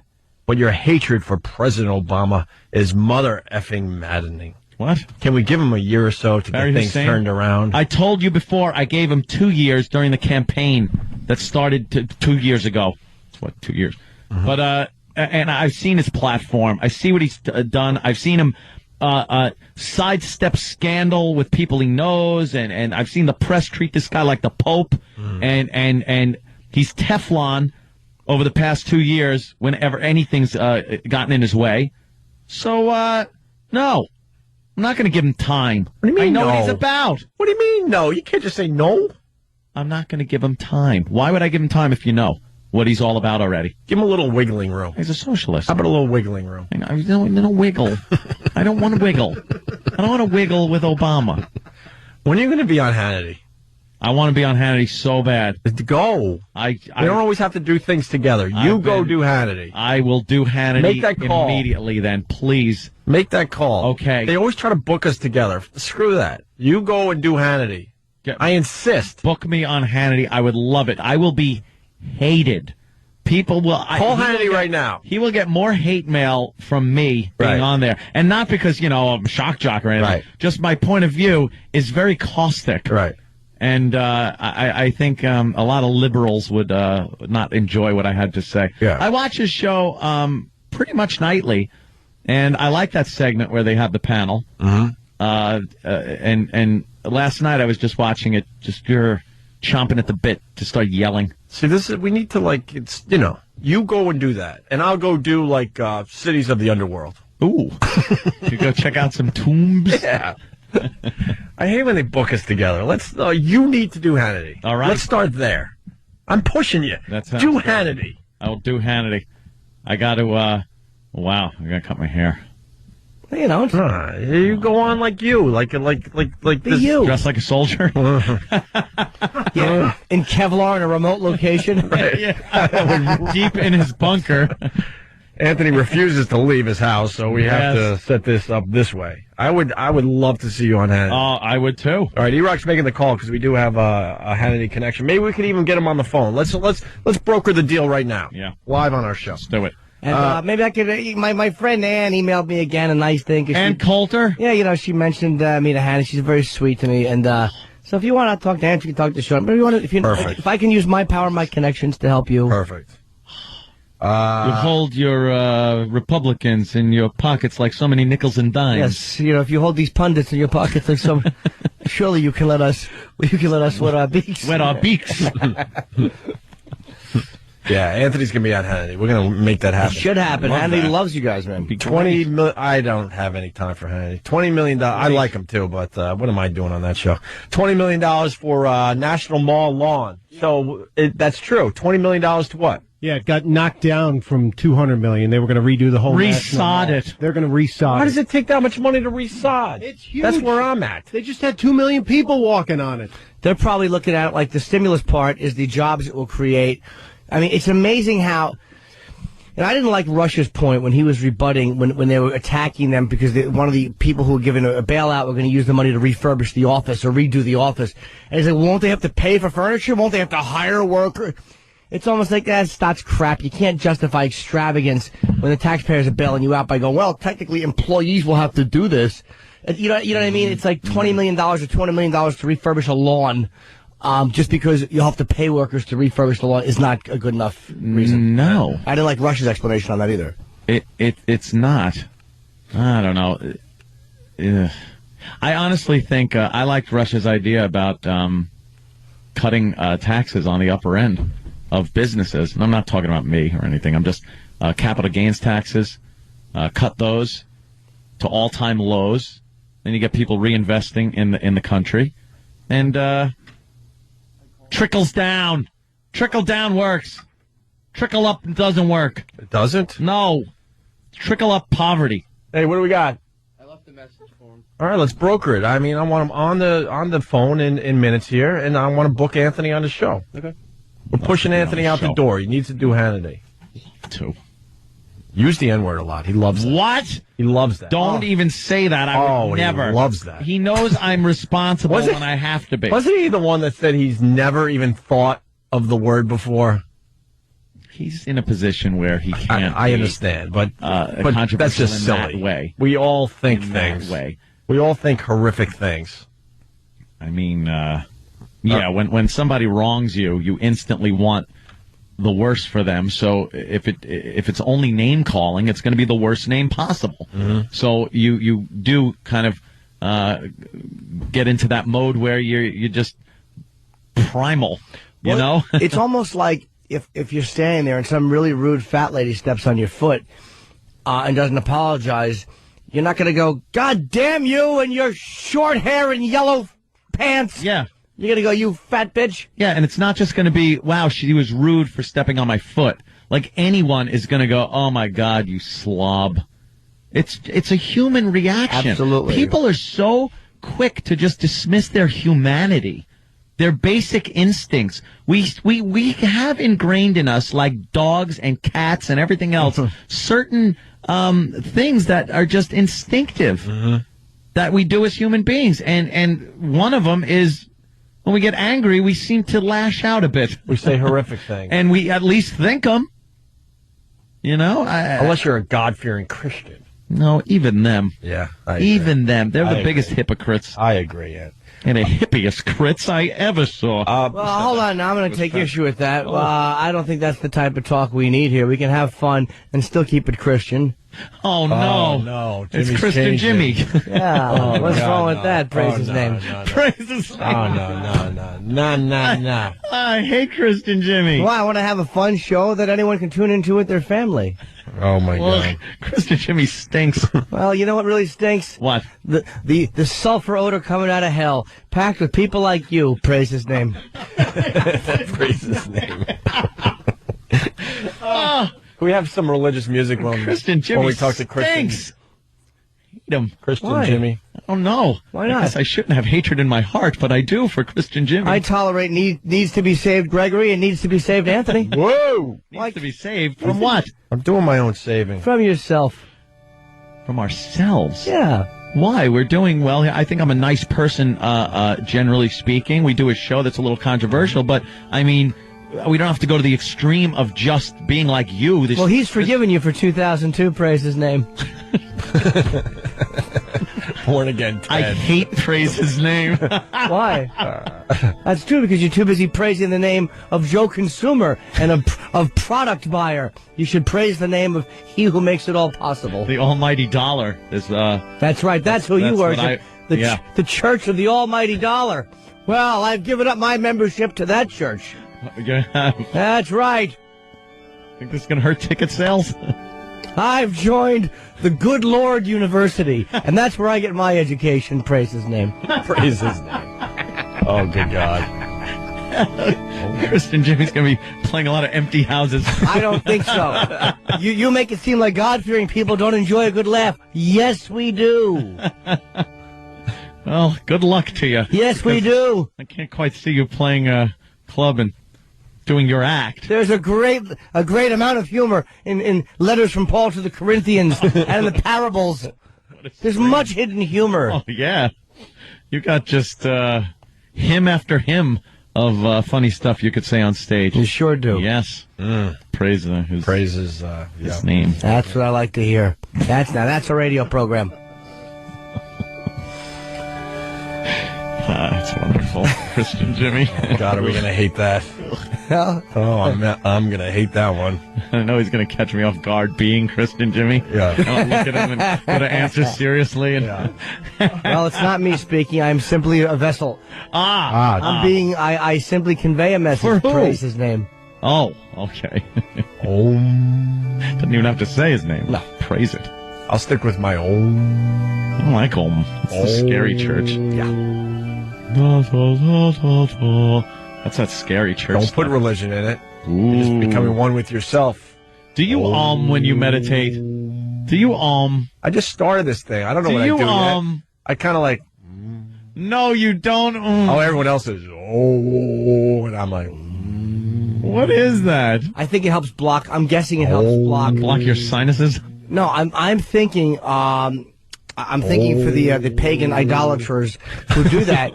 That it's somehow. Christian Jimmy. It somehow probably does block you. They say when you meditate, you're not supposed to have thoughts.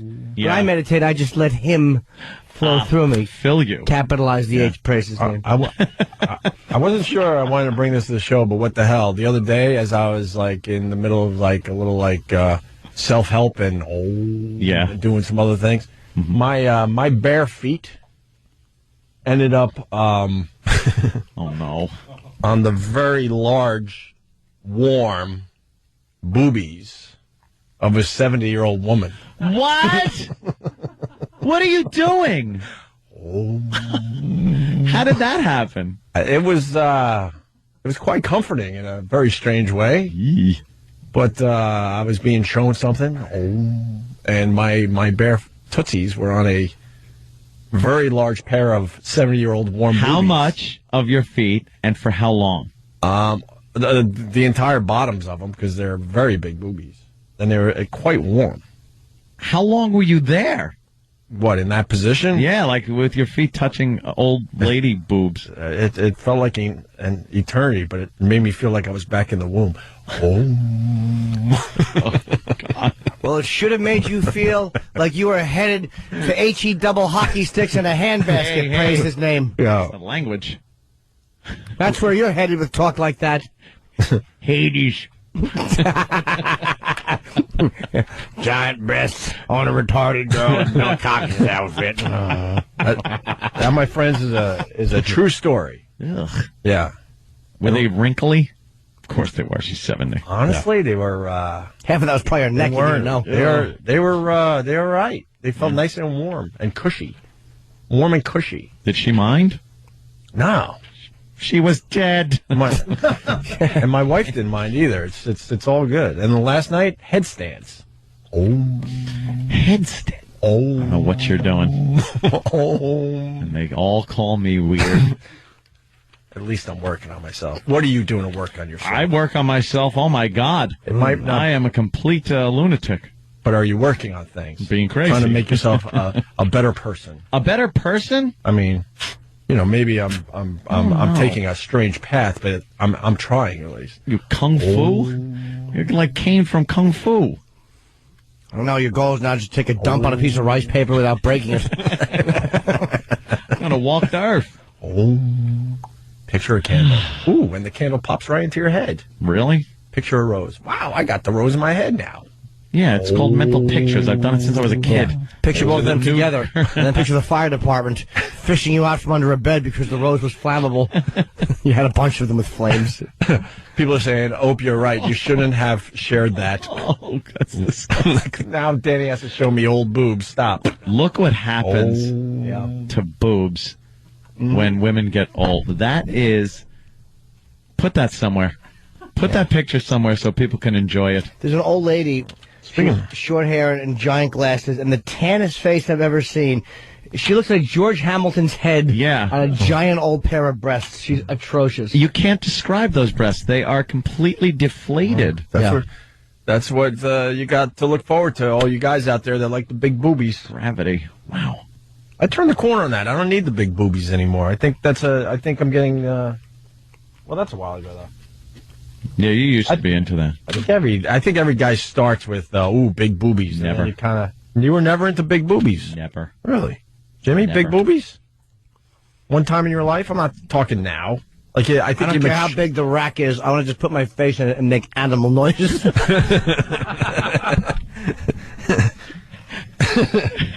Oh God, we're in silly time. Which is fine. It's You were never into big boobies? No, ever? no, it's all about proportion.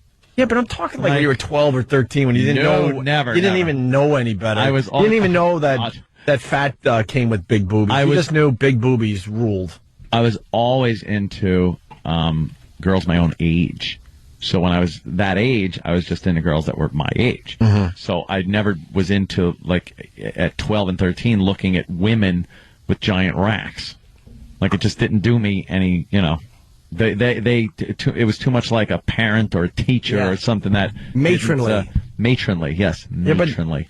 But didn't you like a certain part on a girl? Yeah, I liked it We all. all go through that. I liked it all, but it was I was more of an ass guy, you know.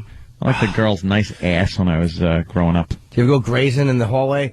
It's called frottage, where you bump your knuckles into the back of her ass cheeks, and then you go home and you just scrap thinking about it. So dirty. The greatest. Like kid rape. Dude, it's like when you're a kid, not kid rape, don't get me wrong. It's like what you would equate to committing a crime. We thought we were cool because we did ETs, we called them. Oh, elbow. Yeah. Dude, and we thought we were the coolest dudes. Me and my stupid little nerdy gang, because I hung out with more nerds than anything. And we would get a little ET, the elbow blank, and we would think it was like we were like the man. But driving, I just got an ET. But driving a bone into a saw, you can't. Your elbow has no feeling. Yeah, I understand. It was more of a brushing thing, like crowded hallways and stuff. And then you would report back to your gang. Oh, I got a bunch of ETs going to 6th period class. That's why. Just so nerdy, man. That's why we had talked about it many times. But that's why square dancing was so cool when they did that in gym class, because it was like full contact on a girl. So when certain square dance things you got to do, you had to put your hand around the girl's waist. You kind of hold her hand. Sure. And that was so sexual as a kid. I would just start breathing heavy, just like grabbing a girl's waist like that at like a young age when you're like 10. That was hardcore in action. school. For that age. That accordion door in the gym opened up and it was like, oh. We get to touch girls. Yeah, and the girls come over and you pair off, and then you're touching girls. Swing your partner, promenade, and then you put your hand in front, your hand on her like hip. I swear I would breathe heavy. I get so worked up just because you're touching a girl. It was wow. Oh yeah. Yeah. All right, we can continue with this and more on the stimulus package because we're really deciphering it. There's some great ones coming up. The sexually transmitted disease one. Oh, yeah. And other ones that are in the stimulus package that will drive Anthony a bit nutty today. Opie and Anthony, stay there. I'm liking the show today, man.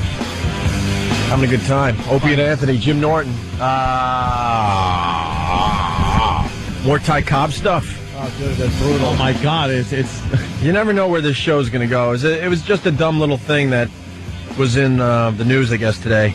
First 5 members of the Baseball Hall of Fame announced 73 years ago today. For the people that care, it was Babe Ruth, Ty Cobb, Honus Wagner, Christy Mathewson, Walter Johnson. And then we just started talking about Ty Cobb and how much of a dick this guy was. We had the great story about how he beat up a fan because the fan was harassing him and called him a half a blank because Ty Cobb was racist, so he kind of threw it back in his face. And then called him a derogatory name for an African American. Oh yeah. And so Ty Ty Cobb an N. Beat the crap out of the guy, even though the guy had no hands. And now we're getting more Ty Cobb knowledge. You got some favorites here, Jimmy? All of them. All of them? Really? It's impossible to convey these. Yeah. Oh, the last one is amazing. You see the last little... Oh, yeah, the little blurb. That doesn't say a lot. Only 4 people from baseball attended Cobb's funeral. He was, at that time, undoubtedly the greatest player ever. I mean, he was, he was the guy. 4 people from baseball. Mm-hmm. Which ones are worth... I didn't get to read these. Are we going to read them all? You really can't. There's no way you can just... They're all brutal? Yeah. They're too brutal. And you want to try one? Because, you know what it is? It's not... They're so brutal that it's not funny unless you can say the brutality. But you can't even say it. Well, the one in 1912, we can start there. In June of 1912, 3 men jumped Cobb and his wife in Detroit. Cobb pulled his gun, but it wouldn't fire. So he chased down one of the fleeing thieves and beat the man's face to an unrecognizable pulp with the butt of his pistol. Pistol whipped. Yes. All the other ones are so racist. The chambermaid... Well, can we do it somehow? I mean, this is history. Let's see. In 1908, Cobb knocked down an African-American asphalt spreader who had accidentally spattered some tar on his trousers. Mm-hmm. The same year, the black newspaper, the Chicago Defender, reported Cobb had kicked a chambermaid down a flight of stairs after she objected to being called a... Oh, my gosh. In 1909, without provocation, cops slapped a black elevator operator at the Hotel Euclid in Cleveland. When the hotel detective, who was also black, intervened, cop pulled a knife and slashed him. Jesus. This guy... How did this guy survive? You would think someone would have... He was... a problem. Yeah. He slept with a loaded pistol under his pillow. All right. He was so afraid. And here it says, in spring training in 1907... Commute, considered a racist by many. Wait a minute. Yeah. Cobb fought a black groundskeeper over the condition of the Tigers' spring training field in Augusta, Georgia, and ended up choking the man's wife when she intervened. What a maniac. Just a maniac. Wow. Yep. I don't think I saw the Ty Cobb movie. I say I don't think. Is this stuff in it? No, all this stuff should be in a Ty Cobb movie. Well, him being a racist absolutely is in it. Yeah. Tommy Lee Jones as an actor. Oh, great. I would for free just do the lines he got to do. He was really good as Ty Cobb. Robert Wool was okay as the guy Stumpy who played the reporter, who was again, Cobb wanted him to write his life, and the conflict was Cobb wanted it to be baseball is a game. He wanted it to be written like the great Ty Cobb. Oh, boy. I am the great Ty Cobb. And he was trying to dictate how this guy would write his biography. Yeah. But meanwhile, this guy's taking notes on how awful Ty Cobb is. What a horrible human being. Oh, he's just a racist, and he's terrible, and he's just rotten. And Cobb found his notes, and there was a big conflict. And Cobb had no clue what an ass he was. He didn't care. Great. Oh, no, he knew. No, he knew. He didn't care. He just didn't care. Oh, okay. You know. I can appreciate that. Well, glad you said it. And he's in the Hall of Fame? Ty Cobb, first guy. And someone's saying, and Pete Rose can't get in. Yeah, that's why this whole thing is ridiculous when they ban players from being in the Hall. I was Let wrong. them all in. Baseball's a dirty game. You're right. Always has been. Stop with the nonsense. Dirty. His lifetime average was 366, not over 400. That was Ted Williams' average. The last person with 400 was 406. That was my mistake. Yeah. Mike corrected me. Ted Williams had him by a head. I can never think of Ted Williams anymore without thinking of that frozen head. Yeah, well, let's just hope that he had a little repentance before he died. Praise his name. Oh boy. Christian Jimmy. Yeah, I almost used the Lord's name in vain when I said... Yeah, you never know when he's going that. to pop up on the show. Thank God he's here to keep everybody safe.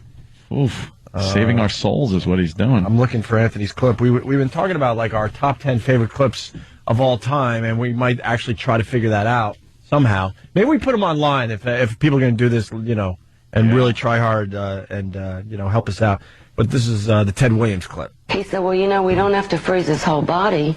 We can freeze his head. His head. To bring him back to life. Yeah, you always think cryogenics is this thing where, they freeze your whole body and it's in a pristine condition and everything. Not true. For cheaper, they cut your head off and just freeze your head. So in the end, you just need your brain. And, yeah, they think that, if in the future they're able to get the essence of who you are out of your brain and put it in some kind of a different organism. A new vessel. Because no matter what they do with this freezing process, it just destroys the cells. Yeah, anyway. Of course. So let's just deal with it. Good luck, Ty. Let's just deal with it. We're going to have to die someday. Good luck, Ted. Ted Williams. I like to hit the old baseball every now and again. Unlike my friend Jolt Joe, who likes to hit the old baseball when his wife is holding it in her mouth. He likes to dip his fist in a Mr. Coffee and belt that mouthy snot. Well, the baseball players, allegedly loving beating those wives of theirs. That's why I called him Jolt and Joe. Yeah, how did jolt her all right? He sure would. He'd jolt her right out of a Demerol doze. Hit her in the face with a Mr. Coffee pot. Hey, have we booked Anthony on Hannity yet? We're working on it. All right, let's go. What? Hannity listens when he's dropping his kids off to school. Give us a call, Sean. Do it for next week, though. Why next week? Next week. You need a haircut? Yeah, I just got to get back into fighting shape here. I'm still, coughing and my throat is a little. All right. Well, you get the topics. The way it works, I've done had it. Give me a little. They email you the topics a little while before. Did you see you have a little food? Yes. Yeah. Good. Great. Yeah. More of the stimulus package, Anthony. Yeah. I'm going to just read some of the stuff that is in there. This is legitimate stuff. We probably could have done a radio bit and had some fun with this, but why do that when some of this stuff is fun in its own right? $335 million to control sexually transmitted diseases. The old STDs. Let me ask you a question. And again, I know there's a lot of Democratic, pork. But how much, and I like the Pelosi, I like the abortion thing and the family planning thing. I really do. Even though that's a sacred cow on the left, I like the fact that will to me save us money. That will save us a lot of money. Is how much do we spend a year on STDs for people that, and in health care for STDs? How much do we spend a year? What? I don't know. Is going to be done about that? We do spend a lot. We already spend a lot on it. What is being done? There are people that do not, they get STDs. What do we need? Education? If you put that in there and that's dirty, you're going to get an STD. I don't understand. Like, where's all this money going? Stay out of the dirt. And again, it's an economic stimulus plan. Yeah. This shouldn't take precedent. It should not. It should be something else down the road. Right now, stimulate the economy. I don't care if someone's got the clap. Get some jobs out there. Jesus. Unbelievable. $400 million for more global warming satellite monitoring systems. This one of the biggest scams of this new century. That's what Mr. Hannity says. It is. I don't know what to believe. It is a giant scam, this whole going green thing and our carbon footprint and blah, blah, blah, blah, blah. Look at the industry during the Industrial Revolution. We were pumping out more crap than we are now as far as emissions go. We're as clean as we can be using fossil fuels. And until we get another form of energy, this is what we got. Should we be working on other stuff? Sure. But it's not going to happen tomorrow. So stop you put more restrictions on things. What Obama is planning for the auto industry. Thank God the auto industry is doing so well these days, because they could really afford to do a state-by-state emissions testing and qualifying. He wants to kind of put it in the state's hands. Like, how California has their own separate little emissions thing? It's the whole country, each state, to have their own little standards on emissions. So that car manufacturers are going to have to put out 50 different types of emissions for every model vehicle that goes out for every separate state? Or one which just covers the most extreme state. Yeah. Well, whatever it is, put more restrictions on the automotive industry in this day where they're just in the crapper. Honestly, I think the automotive industry could have probably moved a little bit faster on doing a lot of this stuff. So they deserve nothing but... I kind of like the fact that if we're bailing them out, we have the right or to say, you know what, this is what you're going to do if you want the money. And that's how everyone getting bailed out should be treated. You want the money so you don't go into the toilet? Fine. But this is what you're going to do for it.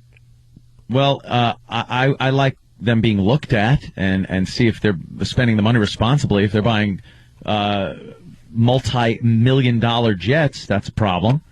But you can't have the government telling the auto industry how to work the auto industry. Obviously, there were problems in management, but you can't then have the government be now they know everything about the automotive industry and how to retool a plant to put out different types of automobiles.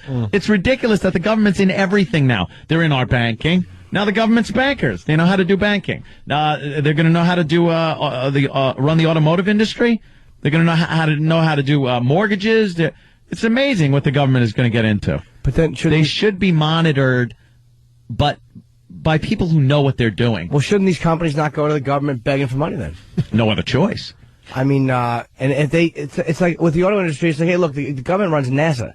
I mean, I think that there's enough qualified people who could oversee it and see where they're making mistakes and where they're being just wasting money. If you then want to appoint somebody that perhaps was a successful automotive executive to oversee how the automotive industry is using that money, then maybe. I don't know. I might be talking out my crack right now, too. Well, but it just gets me that he's putting a lot of restrictions on a business that's... Talking about talking out of your crack, just an observation from Todd that's pretty good. I'm not saying you're one of these because I think you're more knowledgeable than the average Joe there, Rant. I'll take a hit from anybody. But Todd is nailing something here. Go ahead, Todd. Hey, Anthony, what would you prefer? That we have McCain and Palin in?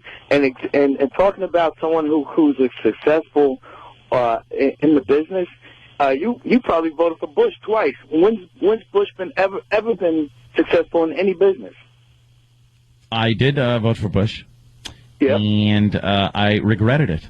I understood that I had made so why a mistake, we give this guy a chance? but I wasn't going.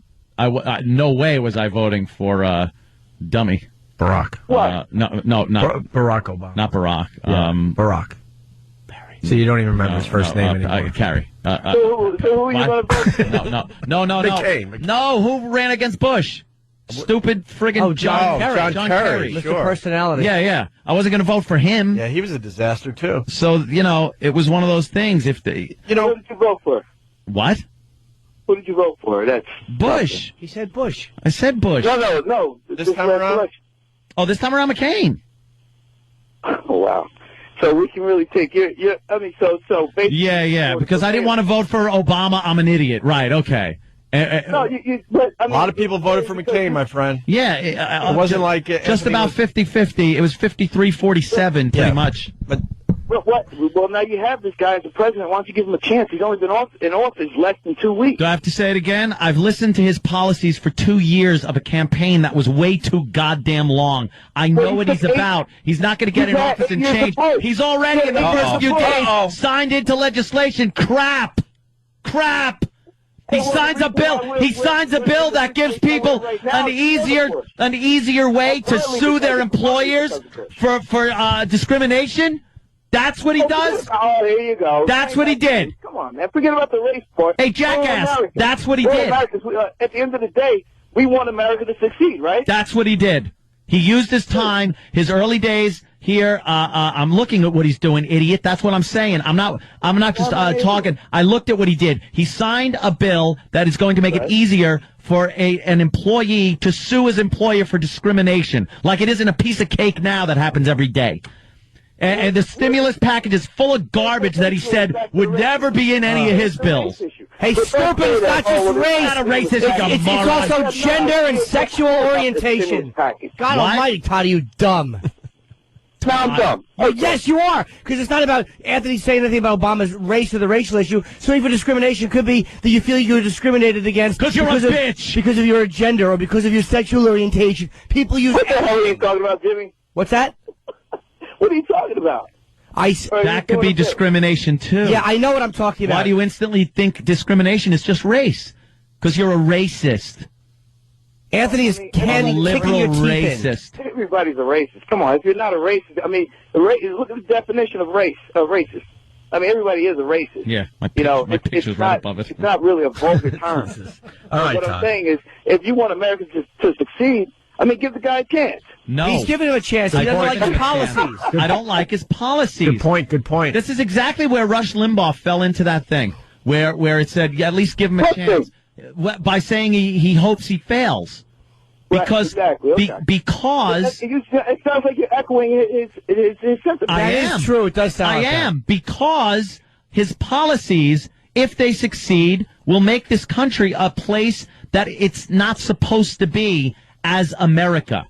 As the country is supposed to be. It would be a socialist nation. So I do not want to see that either. Well, if socialism works... It doesn't! It works. I mean, right now, people are losing their jobs. Name me a place. Name me a place where it works.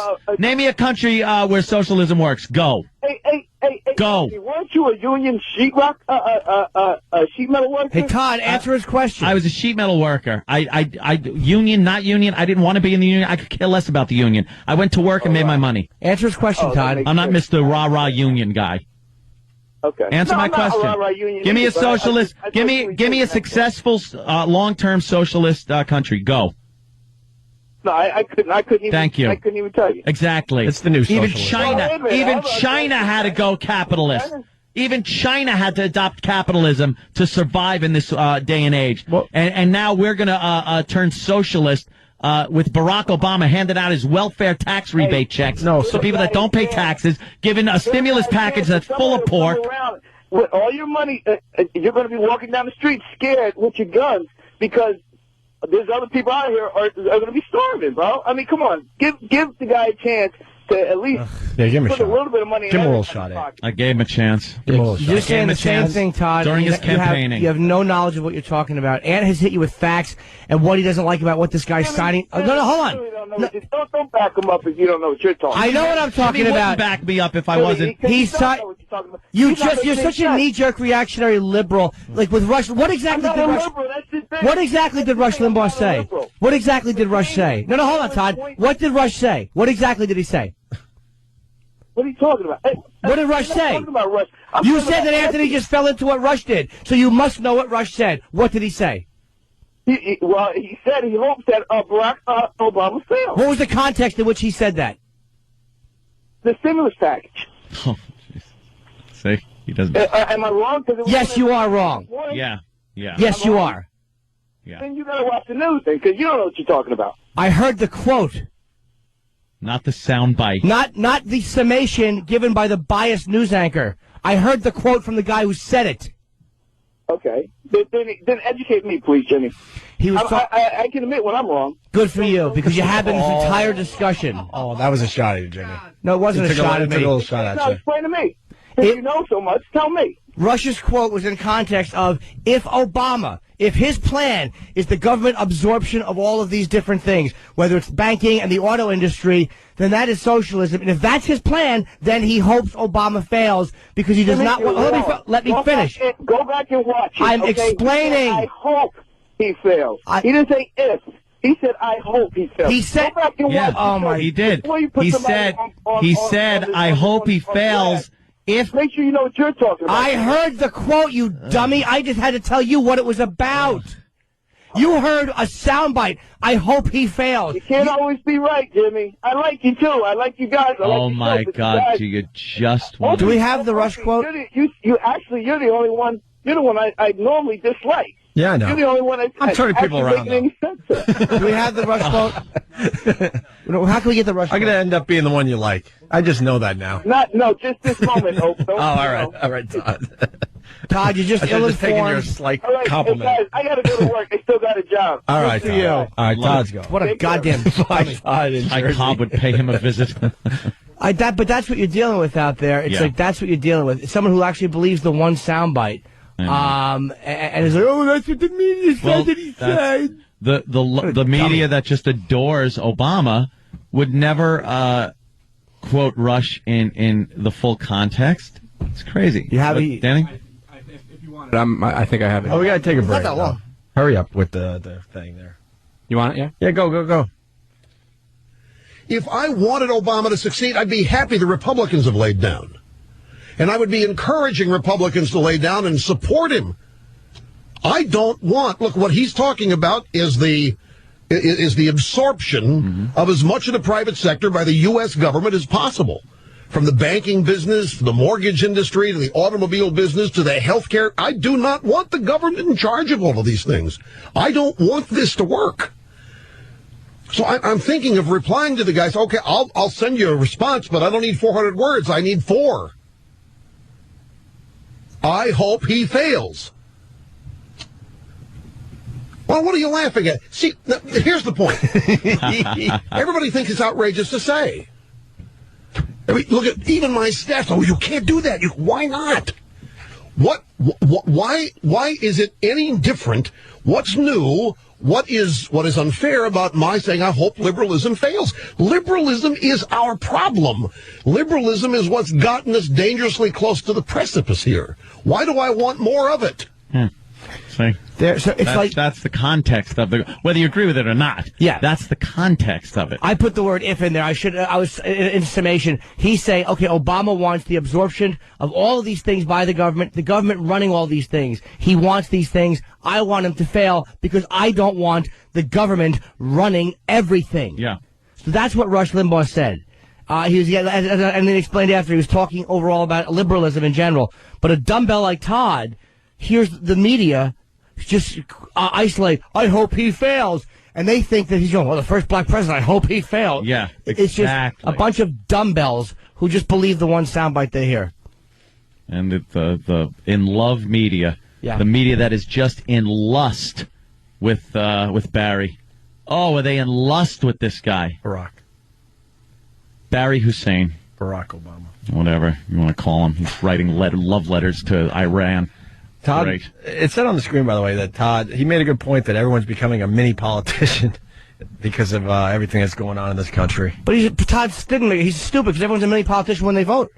Everyone's making a decision on what the country's going to do. It's a little more than usual is what I'm saying. I mean, Barack Obama's got a lot of people interested in politics that never had an interest in this. I'll give him that. Yeah, that's true. A lot of people talking about it. We're just going to end up strangling ourselves. This country's just going to strangle itself. Oh, my God. In the streets just choking each other. It's just going to be a choke fest until it's no longer a country. A little mopping up next. All right. Heading toward music marathon time. Who's not excited out there? Oh. Much better than talking about politics, right? You're about the lead. Did you hear the what? lead? Did you hear the lead yesterday? Lead lunch or something they do now? Lunch yesterday? We'll figure out what they're doing today after the break. Opie and Anthony. We got to go over to the other joint. Opie and Anthony. The other joint. Well, we accomplished a lot today. I think I think a lot of people out there changed their opinion on things. Oh, yeah, that always happens. That's one thing you can be sure of. God bless you guys for your passion, but no matter how much passion anyone has for anything, you're never changing someone's mind that has an equal amount of passion. On the other they're side. the only people that'll really argue it. Right. So I like Republicans and Democrats. That's my new stance. Aw. I like everybody. You're cuddly with your feet on old boobs. Wow, that was nice. I mean, weird. I bet.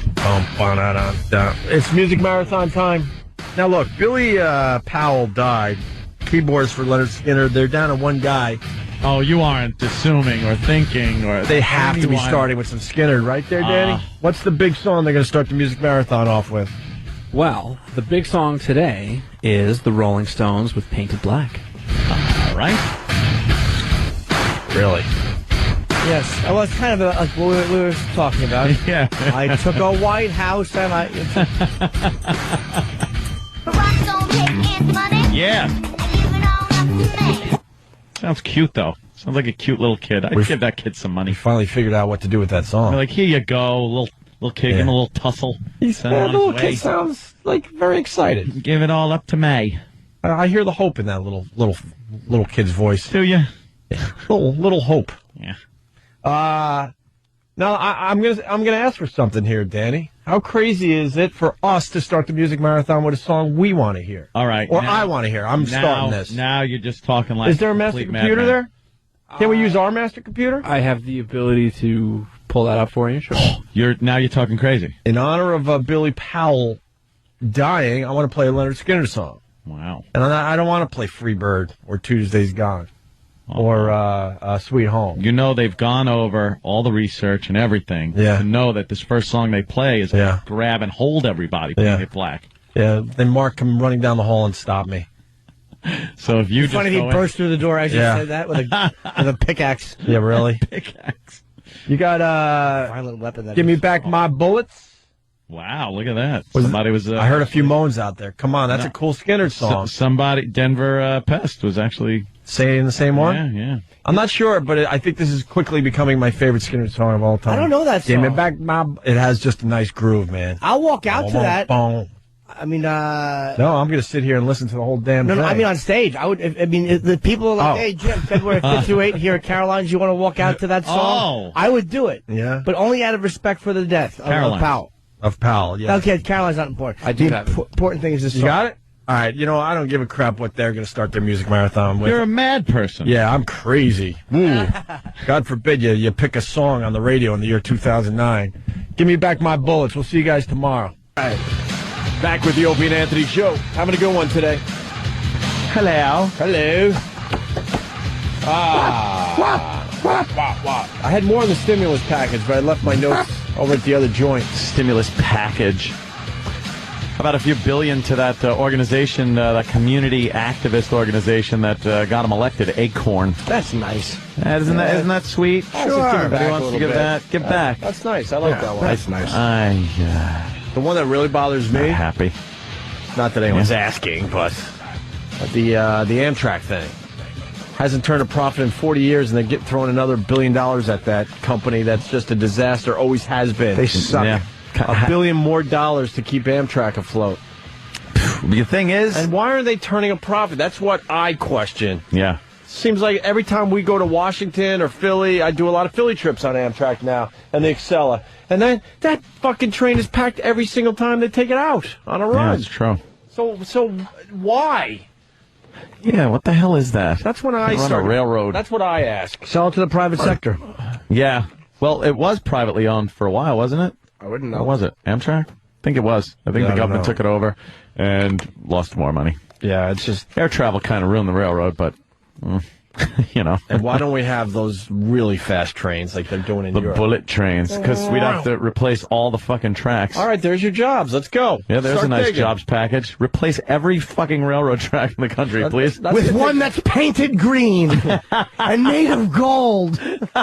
That's the stimulus package. Yes. It will get the gold market going. We're stimulus. Stimulus. Stimulus sounds like the way some prude diddles a clit. Yeah. I'm going to stimulus you. Yes. Here's some stimulus. And they diddle it with that one coke nail on their pinky. Ugh. They didn't even want to touch the fleshy orb. Ew. Yum. Hey, where's my notes on the stimulus? We did the $1 billion on the Amtrak, and there was a couple. Government cars. They spend $3.5 billion on government cars, and the stimulus package is going to bring that number up to $6 billion. Wow. For government But will that cars cut down on or flights, though? vehicles. Will that cut down on flights? We'll get the auto industry up. I don't know how any of this What crap car works. gets that bid? Ford? Going backwards a little bit, a lot of people are digging the fact we played Give Me Back My Bullet by Skinner. And Rob G. from New York City. I must thank you. I mostly listen to hip-hop, but Give Me Back My Bullet is off the chain. One of those rap artists, they're stealing everything else. They should steal the riff in that song and do a little something, something. Hell yeah. Hell yeah, money. That's all right. I threw it out. Give me back my bullet. Is that how it goes? No, Jimmy. No. Give me back my bullet. Oh, that was not it. No, that's not it whatsoever. I think we're done with the stimulus thing anyway. Yeah. Yeah, fuck the stimulus. I think we made it perfectly clear that we're all in support of that, and we should now move on. Move on. We're all in support of it. Exactly. Oh, okay. I was trying to... Please. No. I was trying to sneak that one by. Fucking... Ooh. The Republicans aren't either. It's a big... look at Congress. Where's the change? That's what they're saying right now. John Boner. Is that John Boner? Oh, the John Boner? Boner. He's the House Minority Leader. Yeah. That guy is? Yeah. He doesn't look trustworthy. But, they're not happy with it. It's a big welfare bill. Yeah. Fuck it. All right. TIL. We got Oprah. You know what? I'm going to throw some stuff out. Wow. What a guest. When's she coming in? Look at how we twist this. It's Oprah's 55th birthday today. I got a clip from Oprah. That could be fun. 55? I was going to say she's only 55. It seemed like yesterday she was throwing her big bash for 50. When did she start her show? I was just a kid. No joke. She's been on TV she was forever. fucking, what, 25? No. She's been on her TV show been forever. No, 30 years? No. She could be 30 years at this point. She's probably on the air since the late 80s. Oh, right. Not 30 years, yeah. Why not? Late 80s? No. Mid-80s? Yeah, okay, No. all right. I will say 1983. For the For the 1988. No, come on. Give me when Oprah started. 83. Wait, I'm on it. She was a weather person. All right, don't first. say yet. I'm gonna I go. want the Oprah Winfrey Show. Oprah. The one we know that is one. Oprah. I'm saying 1988. I say 83. I want 84. I was just gonna go. Oh no. You know then what? Fuck 25. everybody in the mouth. 86. It was 86. I know for a fact it was 86. You know what? It was 87. I remember it like it was yesterday. Okay. Yeah, it was 87. We don't even have to look it up. I'm right this time. All right, Danny. Who's gonna be right? When was it? Who had 87? Thank you. You're wrong. It's 1986. I try to tell people. What a cock. I try to tell you, but nobody wants to listen to Who the said kid. 86? I did. I said 83. You didn't say. You said 83, 84, 85, 86. I didn't say 45. I said forget 83, it's 86. I know for a fact. And nobody wanted to listen to the motherfucking kid. You didn't say 86. September 8th, 1986. Yeah, I know. No, you don't. Yeah, I know. I didn't actually know that answer, but it was given to me. Praise his name. Oh, well. Christian Jimmy. Where's the music, though? Christian Jimmy. We got the wrong guy up in the seat. No offense, but. Oh, fuck. That's a backhanded insult. No offense, but we do. I mean, it ran smoothly. Yeah. We were on it. So why don't we just why don't you just make an executive decision saying, hey, Derek, get in there? No, not Butcher. Get out. Is our executive intern in today? Get out. Get out. I didn't see him. Oh my God, Sam was telling me a story after the show yesterday. Sam, in here for a quick one. As we get Sam, Nick has some info on Give Me Back My Bullet. Listen to this horse shit. I heard this. Nick in Georgia, you're not the horse shit portion of the listen to this horse shit, by the way. You're just bringing the knowledge. Well, he's up on the language. He doesn't like Nick. that. Nick. Yes.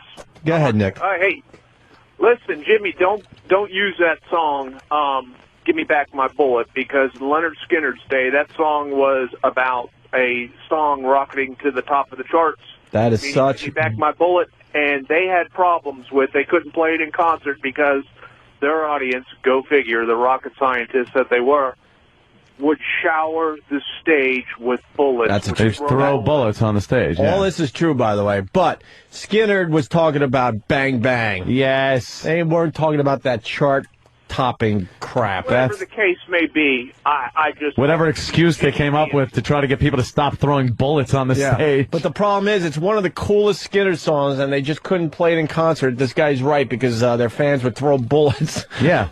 Live ammo. They're saying, give me back my bullet. I got a good joke. They should have changed the name of it to Give Me Back My Dollars. Praise his name. Oh, fuck. Kristen Jimmy just brings a halt, a grinding halt to funny. Yeah. Well, if I was with my real friends, I'd say they should just come up and say, give me back my Bibles. Let them rain down on us. Praise his name. Have a good day, gentlemen. All right, thank you. But that is a true story. But they were Suck a definitely dick. They were definitely talking about bullets. They're from the South. Yes. Whatever they had to do to get the song on radio, I guess. Sam, where is our executive intern? And what was Saturday Night Special about? Just Mr. Saturday Night Special. Some restaurant. Got a barrel that's blue and cold. Ain't good for nothing. Put a man 6 feet in a hole. That might be my favorite Skinner song. That was a whole different crowd. Yeah, but who were some of the glam rock bands? I mean, you had Bowie Really, and then what? Bowie, and then they were like, For real. I don't know. It was like I couldn't name them. They overused that term too, glam rock. But there were a few of them. Like who? Punk was another thing, right? Like if you're into that, because that was coming around at that time. There were a lot of different factions of rock back then, and you didn't beat the shit out of each other over it, but you definitely didn't want to hear it. Was Kiss considered glam rock or no? I think at the time they kind of were because of the makeup and shit. They were heavier than like a Bowie or They another didn't fit glam rock. into like metal at the time either, because metal was kind of different back then. Metal was like fucking Sabbath. E-Rock just told me that Steve knows glam rock. Oh no, he's Well, Pendulum. Of course you do. I'm talking old school glam. like New York Dolls, old school. Yeah, okay, New York Dolls. That's Overrated. one. Oh no shit. But Overrated. That's like glam rock. Wasn't I know. Wasn't piss off- Iggy? Dude, Iggy Pop was Iggy punk. Pop was a punk, right? He was punk. I'm gonna piss off music fans. New York Dolls overrated. Stooges overrated. What about Captain Beefheart? Way overrated. What about what's his name? Bolin, T-Rex. Is that considered glam? Bang a gong. Move on. That's What all about the he had. pedophile? Gary Glitter? Gary Glitter. Oh, way overrated. One fucking... Underrated as a person, though. Yeah. Drive-By Truckers is a band that a lot more people should know. Yes, AW from Jersey. It was who's a big fan of Drive-By Truckers? A little author named Stephen King. Really? I read his fucking column all the time at Entertainment Weekly. We can't get this guy on the phone. Nah, I love his pop culture angle. We'll never get him on. He loves Drive-By Truckers. I paid fucking money on an auction site to go see him read live. And got a book signed, right? I got book signed and everything. I got a lot of... Who's got the book? Oh, shit.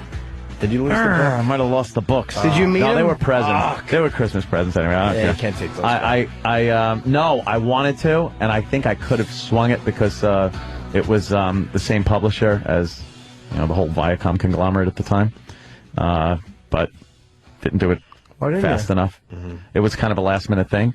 Oh. But I have a lot of first issue. It was the first printing. Wow. Of cool. Stephen King books. Some of them signed. How'd you some get them just signed? They were signed, just signed. I bought them signed with just his name signed, and it was all certified. Obviously, I knew it was him. You got the certificate and a picture and everything like that.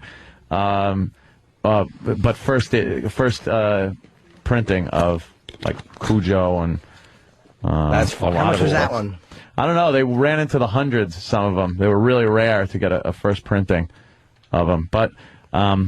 Those I don't have those anymore. So we got to get you another one, man. No, because I wasn't into it. It was pretty much Melinda that was really into Stephen King. So I'm into him. Birthday and Christmas and stuff. I got a fucking first edition. It's signed. Get to it. Yeah. How about you guys hop to that? I think I had that. My favorite book. Oof. Let's get that. I had that. Let's get you a Stephen King autograph. Let's do that. I'm do that. fine with that. Somebody will get you. I think I got one at the house somewhere. Yeah. Hey, I don't have a drive-by trucker song for the masses, so because a lot of people are like right on with the drive-by truckers thing, and Fast Freddy, of course. Stooges overrated. You're such a musical retard. Well, I'm sorry, that's my opinion. It is. It's, Stooges. All right, great, wonderful. A couple good songs, yeah. I got a couple on my iPod. Not that I'm using my iPod a lot these days. Sure. Well, if you had an iPhone, then it's your iPod and your phone. No, it's your iPod and your iPod because it doesn't work as a phone. But can I present Anthony with something I found? Phone. I found something. I didn't want to say that I had it with me. You got it. You got what I'm I thinking? don't want to say it. Give it to him. I can part with it. Look. He's giving it to you. Oh, wow. I can't believe he's actually doing this. Yeah. Wow. It's a Stephen King autograph on a piece of paper that's been sitting in front of Jimmy. Written. I don't remember his autograph looking like this, though. Yeah, you see this little crown over the eye of Yes, King? it's a King. he puts a little crown. That's nice. Over that. And, by the way, I know. He misspelled his first name, which he spelled with a PH and not a V. Well, he does that because he doesn't want people to know it's really him. He's shy. Yeah. Yes. I could have. PH. I should have signed it Richie Bachman. Then we'd see who knows. Yes. We'd see who knows what about who's who. Hey, it's more of a visual. Oh, wait a minute. Quickly, we were just talking about cell phones, so this popped in my head. Yeah. Last night, after Lost, that horrible show, Life on Mars, about the 70s. That's still happening? You're still watching that? I thought you gave up on that. I did, completely. Yes. Right. I did. That's why I only have one example. That happened before I grabbed the remote to change the channel from Lost ending to something else. You got caught. I got caught, and there was a guy that was going to jump off a building and commit suicide. So all the 70s cops are down there. And it's like, yeah, we got a suicide. This guy, his wife left him, and he was screwed over with a business proposition. Yeah, supposedly he had an idea for a phone that you carry with you. And then they were like, who wants to carry a phone with you? Ugh. That's fucking instantly. And I was sitting there going, why is this show still on TV? I'm just like, what the fuck? First of all, if you're a cop, of course you'd want a phone with you. Any person would. Yes. Mm-hmm. Why are they? And they not only said it once, they did it twice. Why would you want to carry a phone with you? And then the guy that from the future has to say, he gets into the bullhorn and tells the guy, sir, don't worry. He goes, someday Everyone will carry these phones around with them. No, we didn't know that. Shut it. We didn't know that back then. First of all, Doc Brown had fucking whack him in the head for telling people about the future. You can't tell anyone about the future. Of course, you can bring people back. You can build trains and bring them to the future. You can do all kinds of things Doc Brown did, but you can't fucking... it'll fuck up the future if you do anything. It'll cause a chain reaction. Yes. And you could end up skewing into a alternative timeline. Alternative timeline. Yeah. But he was one of the biggest fucking instigators of fucking with shit in the past. Right. I'm gonna stay here. I'm staying, Marty. Marty, I'm gonna stay. No, you can't fucking stay, idiot. But he kept it under wraps. He just kind of went in and take a hoverboard, Marty. When Marty went to see his family, he stayed his future self. Yes, he stayed in the closet. Nobody Sit saw down. him. It was ridiculous. He chastised everybody for fucking doing that. You just got to be very secretive and detective work about it. Horrible bastard. I was reading something online. Somebody had written a blog or an article about what an asshole Marty McFly was. Oh, I read that too, yeah. For not giving himself more time to save Doc. Yeah, he's like 10 minutes? Yeah. You give me 10 minutes? And then I think I can't remember the whole thing, but the article concluded with, Thanks for watching me get shot twice, asshole. Come on, it's great. It's Back to the Future. Oh my God. When does the new box set come out? Oh, I've been getting many Facebook messages from the guy that runs BTTF.com talking about... You know that guy? Well, I guess I've subscribed to his feed or whatever. Holy because shit, you're starstruck by that fucking asshole? Dude! I have much information in my inbox here. I gotta know when that comes out. It's not a box set, isn't it? Isn't it single releases of each movie? February 10th. What? So it's a 2009. 2-disc set of Back to the Future Part 1. They've never been released before as single editions. It's only been the box set. Only the before. box set. That's why this is such an exciting release. Oh, okay. All right. And then what is the ride? Which disc is that going to be That's on? disc 2 of Back to the Future Part 1. Oh, okay. But this is my all I've ever wanted is just to right. own Part 3. Help me. Just Part 3. Yeah, that's all I want to own. Help me. You're stupid. Help. Part 3 stinks. I gotta tell you what's going on here. What? Everyone's screaming for me to play the phone static. I don't have it here on this side, so I'm fucked. Yeah. I gotta sit here. You just have to fence that. Yeah. Well, I'm looking forward to that. And like the box art looks like the poster art. I'll try that. One of the I'm looking at the bonus features for Back to the Future 3. Disc eraser. 3. I'm hoping this is a mistake or a typo because it just says deleted scene. Scene? It should have been the whole movie. It's the scene where they explain those glowing logs that he got. Oh! It's the scene where the director breaks the fourth wall and apologizes to the audience for the heap of shit he's pushing through. That stunk. One good scene from Mad Dog. Yeah. Just thank you. Would it be a funny one if they went in the future and Marty McFly was shaking like the Dickens? I'm like, oh, nobody will believe this. You're a paint shaker, Marty. You're the martini-making champion of the You've world. inspired me to build a paint shaker, Marty. That's funny. Your wrists are scalded from hot soup spillage. When I was driving home yesterday. Marty, you're an egg beater. You broke all 10 fingers trying to hang a picture, Marty. You've thrown your baby down 47 times. Oh, God. Yes, Danny. Oh no! I was just gonna say I was driving home yesterday, trying to have a really good idea for something because I had hit my head and I had a mark, much like like Doc Brown when Doc hit his head on and thought of the force porcelain. capacitor. Yeah. So I was just trying to think of something really smart, but it never came. Do you know what this means? Oh, damn it! There you go. I don't believe you. That was the scene. I don't believe you. Can't think of anything else that shakes, really. That's right. You know, shakes. Yeah, a lot, apparently, from what I've seen of him. Very shaky. Indeed. Sam was telling me that they're fucking with intern David. But he's not here today? No, he's not here. He's in Monday, Wednesday, Friday. So tomorrow. That's why there's so much chaos. On the Sabbath. They gave him a title as what? Well, Kenny... Phil... He's got 2 titles. What? Kenny gave him 2 titles. Yes, Kenny and I named him executive intern because He must have really loved that. Which he's taking very seriously. Yeah. I mean, For real. He's pushing around the other interns. Do you have an true. example of him using Yes. his power? Our one intern, Paul, who is actually the only intern we've ever had that has some kind of go-getter attitude and is actually taking a lead on things, was telling him what to do. He said, you have to go staple those papers. Who is that one? He's a tall guy. Hippie guy? Yeah, he looks like Aaron Brockovich's boyfriend. That's an East Side Dave observation. Wow, that is a little obscure. Yeah. But I like that kid. He does seem like a go-getter. He's good, but David... David looked at him and goes, No. You don't tell me what to do. I'm the executive intern. Oh. So he knows that he's in charge. Furthermore, I gave him the additional title of office manager. Yeah.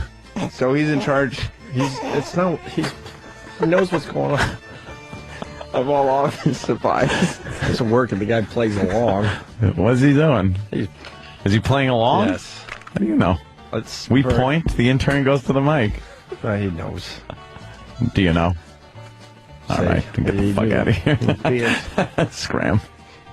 It's like when we get interns, we can fuck with more. Yeah, you got to get the new guys. Well, tomorrow when he comes in, now that we've all set this up, we can talk to him about his new title and his new power as executive. He went home and told his parents that he's been promoted to executive intern. Oh, God. And he started a Facebook page, and his job title is executive intern / XM office manager.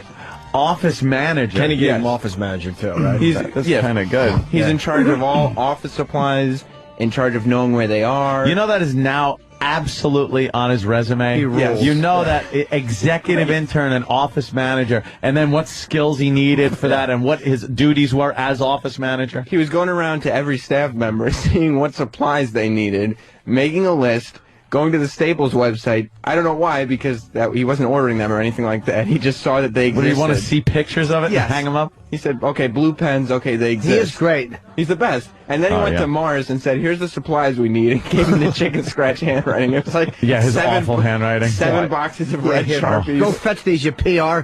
It's nice. It's easy to read a Torah. We got to talk to him about this tomorrow. Paul, the intern's on the phone to talk about intern Dave. Paul. Hey, what's going on, guys? Every morning he tells me different directions. How we come in, we set up the studio, whatever, and he tells me something, different papers go here, different papers go there. But the problem with David, and I do love the kid to death, is that he repeats the same directions 87 times. While you're doing the task. He's repeating the direction while you're doing what he just said. But he is executive intern, so you have to listen. Yeah, he's allowed. Of course, without his leadership, I don't know what the hell I would do. But, Paul also told me I'm constantly reprimanding David for being late because he's late every single day. David's late? He's supposed to be in at 4:30. And he's the executive intern. Exactly, he never is. So Paul asked him one time, or it was this week. He goes, "David, why are you late?" And David goes, No, I don't come in at 4:30. And Paul goes, no, we're all supposed to come in at 4:30. And David goes, no, I come in at 5. Because he's the executive. Because he can. Because he made up his own time. No, but he didn't ask. Nobody said that. That was something he made up in his head and said, now I come in at 5. Well, and what was the Facebook story? He's got 2 friends or something? Oh, yes. Well, we met a young lady at Hooters who got him drunk. Who was last Friday. We got David drunk a couple Fridays. Wow, that must have taken like that, by the way, a beer. Yeah. Yes. He came back here when I told him to learn how to cut audio from Paul.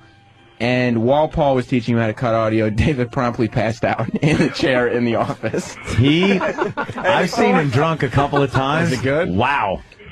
He was hammered at the well, that was my whole Halloween. plan was at the Halloween party just to get David ridiculously drunk, and I was feeding him like Maker's Mark. Mission accomplished. Dude, yeah, he was dancing on stage. I don't know, and he was dancing on stage asking the DJ to play some house and hip hop music so he could dance. But this is the type of guy. David goes, no, I don't want to learn how to cut audio. He's the only. He goes, I don't want to learn how to do that. And I go, well, what do you want to learn how to do? And he goes, how to talk on air and stuff. And I was like, you're just here to get on air. And he's like, yeah, that's what I'm here for. But didn't he try to befriend someone at Hooters? And yes, our waitress. Oh, no. Who Hip Hop Ron and David convinced to give us her last name so we could look her up on Facebook. Even though David doesn't have a Facebook, And then I told David if he wanted to charm her, ask her if he could take a picture with her. Ah. So I took a picture of the two of them, and then Monday we set up a Facebook page for David with his only picture is a picture of him and this waitress. His only friends on Facebook are me and Ron, who he was with at Hooters, and then he went and found this waitress and Facebook friended her. Do you guys run his Facebook site? Or does he? I mean, he does. He can get in there. But Oh, okay. I set it up for him. He had to change a lot of his options. He's going to be a social butterfly now on that thing. Yeah. Oh, yeah. He's already leaving messages on my wall saying, is he? as if they're private, saying, Sam, two people just friended me who I don't know, but they're friends with you and Anthony. Should I accept them? As if they're private. Yes. Yeah, and everyone can see him. And he says, what an idiot. He leaves me a message saying, Sam, the waitress accepted my friendship, but Hip Hop Ron didn't. That's so rude. Why would Ron do that? Send. It's very public. Yeah. I can't wait to talk to him about his responsibilities tomorrow as executive intern. Right, he'll be on his game tomorrow. All right, good. All right, Sam, thank you.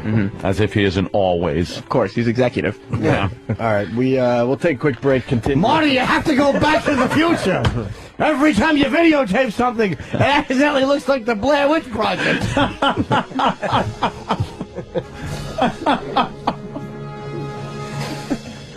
And scene. Opie spilt his yogurt and fucking. He spilled my yogurt. You spilled the yogurt. You fucking bitch. All right, breaky time. Breaky. And go. Scene. All right, we were at Oprah, 55 years old today. 55. Just finding an excuse because Oprah's talking about Kate Winslet's boobs and gets really into it. You want to hear this? You think she goes that way? Let's, I'm going to take a guess. Let's just kind of take a guess on that one. Let's just make believe like the rest of America, please. All righty. We got a good friend over there. We don't want to put him in a bad spot. Oprah talking about Kate Winslet's boobs. Here it is. And immortal. Good morning. Good morning to you. Good morning. Oh, oops, wrong tape. Wow, that sounds like oops. I didn't mean to play that. That sounds like something a little older. That's Wait weird. a minute. Hold on.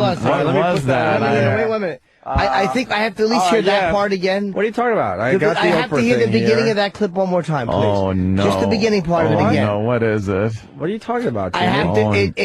There was a miscue. No, I got the actual Oprah audio now for everybody. But I think that. I can't be blindsided like that. Oh no! What is it? I just want to hear that part. Is it yet another horrific bit that we've done from the past? What are you talking about? I got the Oprah audio. I know, but I don't know. I don't know what Dillette's doing today. The mistake is let me hear that again because I think just the beginning of it again. I'm not 100% sure what that was. Oh no! Is this another one of our old? And then immortal. Good morning. Good morning to you. Good morning. Feels like we were just on the radio. We were. Oh, wow. Shut up. Oh, wow. Shut up. What was that about? They were so much better than you guys are in all you miss. You newbies. They're a shell of their former Oh, my God. Blind CC. Wait. What was that about? Yeah. What was everybody making that noise for? In between shows, E-Rock might have told me, and I certainly did not tell Anthony because this really bothers him. Oh, I get if we discussed this ahead of time, we certainly wouldn't be playing this. You would talk me out of it. I get the douchey chills. But E-Rock, I guess an old listener gave him some VHS tapes. The guy used to record our show on VHS tapes. Ah, great. What we need, more old O&A shows. And E-Rock, where is he? I'd love to hear some of that. I'm trying to get rid of this. Excited E-Rock comes in. Like Lucas is trying to get rid of the Christmas special. Yeah. I'm trying to get rid of any inkling that our AF tapes ever existed. E-Rock, what's that? Somebody was nice enough to send me over. Nice enough, yeah, of course. Over 4 hours of material. Oh, fuck. But it's already cut down, so the music and everything else is gone from it. So Thank this God. could be days and days of material on these 4 hours. So wait, now E-Rock. So it's not music, it's 4 hours of like fucking... It's nonstop talk breaks. Is this their TV show?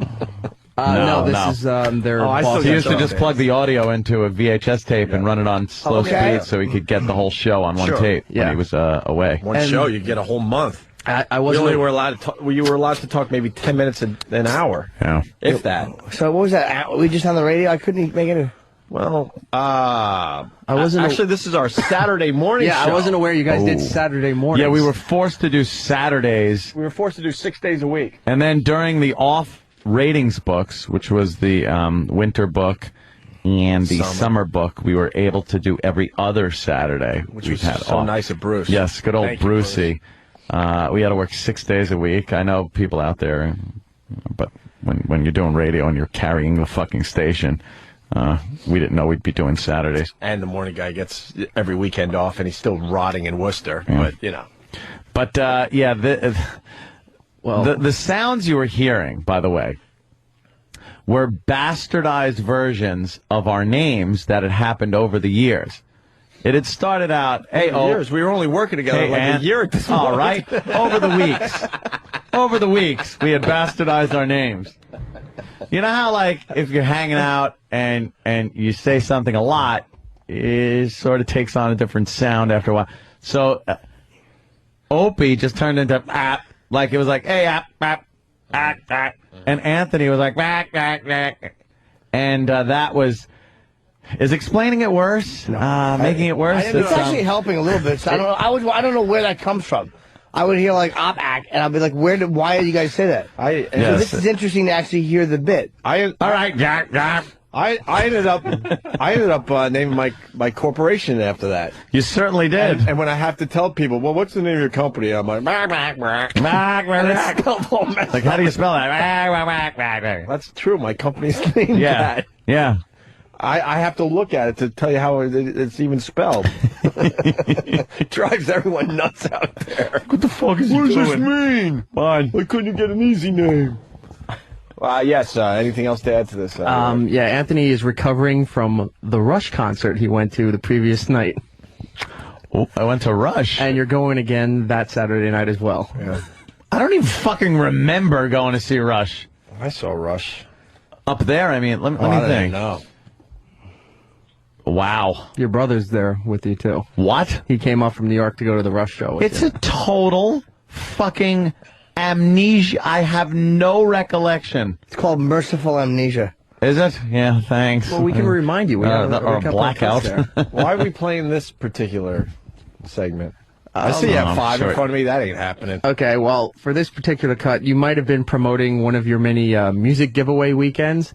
This was a Soundgarden giveaway weekend. Douche. Or we're giving away prize packs? Prize backpacks.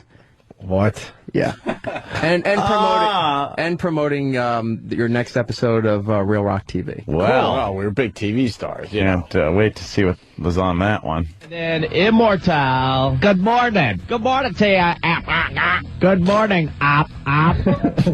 Feels like we were just on the radio. We were. I'm getting sick of looking at your face. Trust me, the feeling is mutual. Wow, it started way back then. Jesus Christ. Wow. I thought that was Never knew. I thought that was a recent thing. That was relatively no kidding.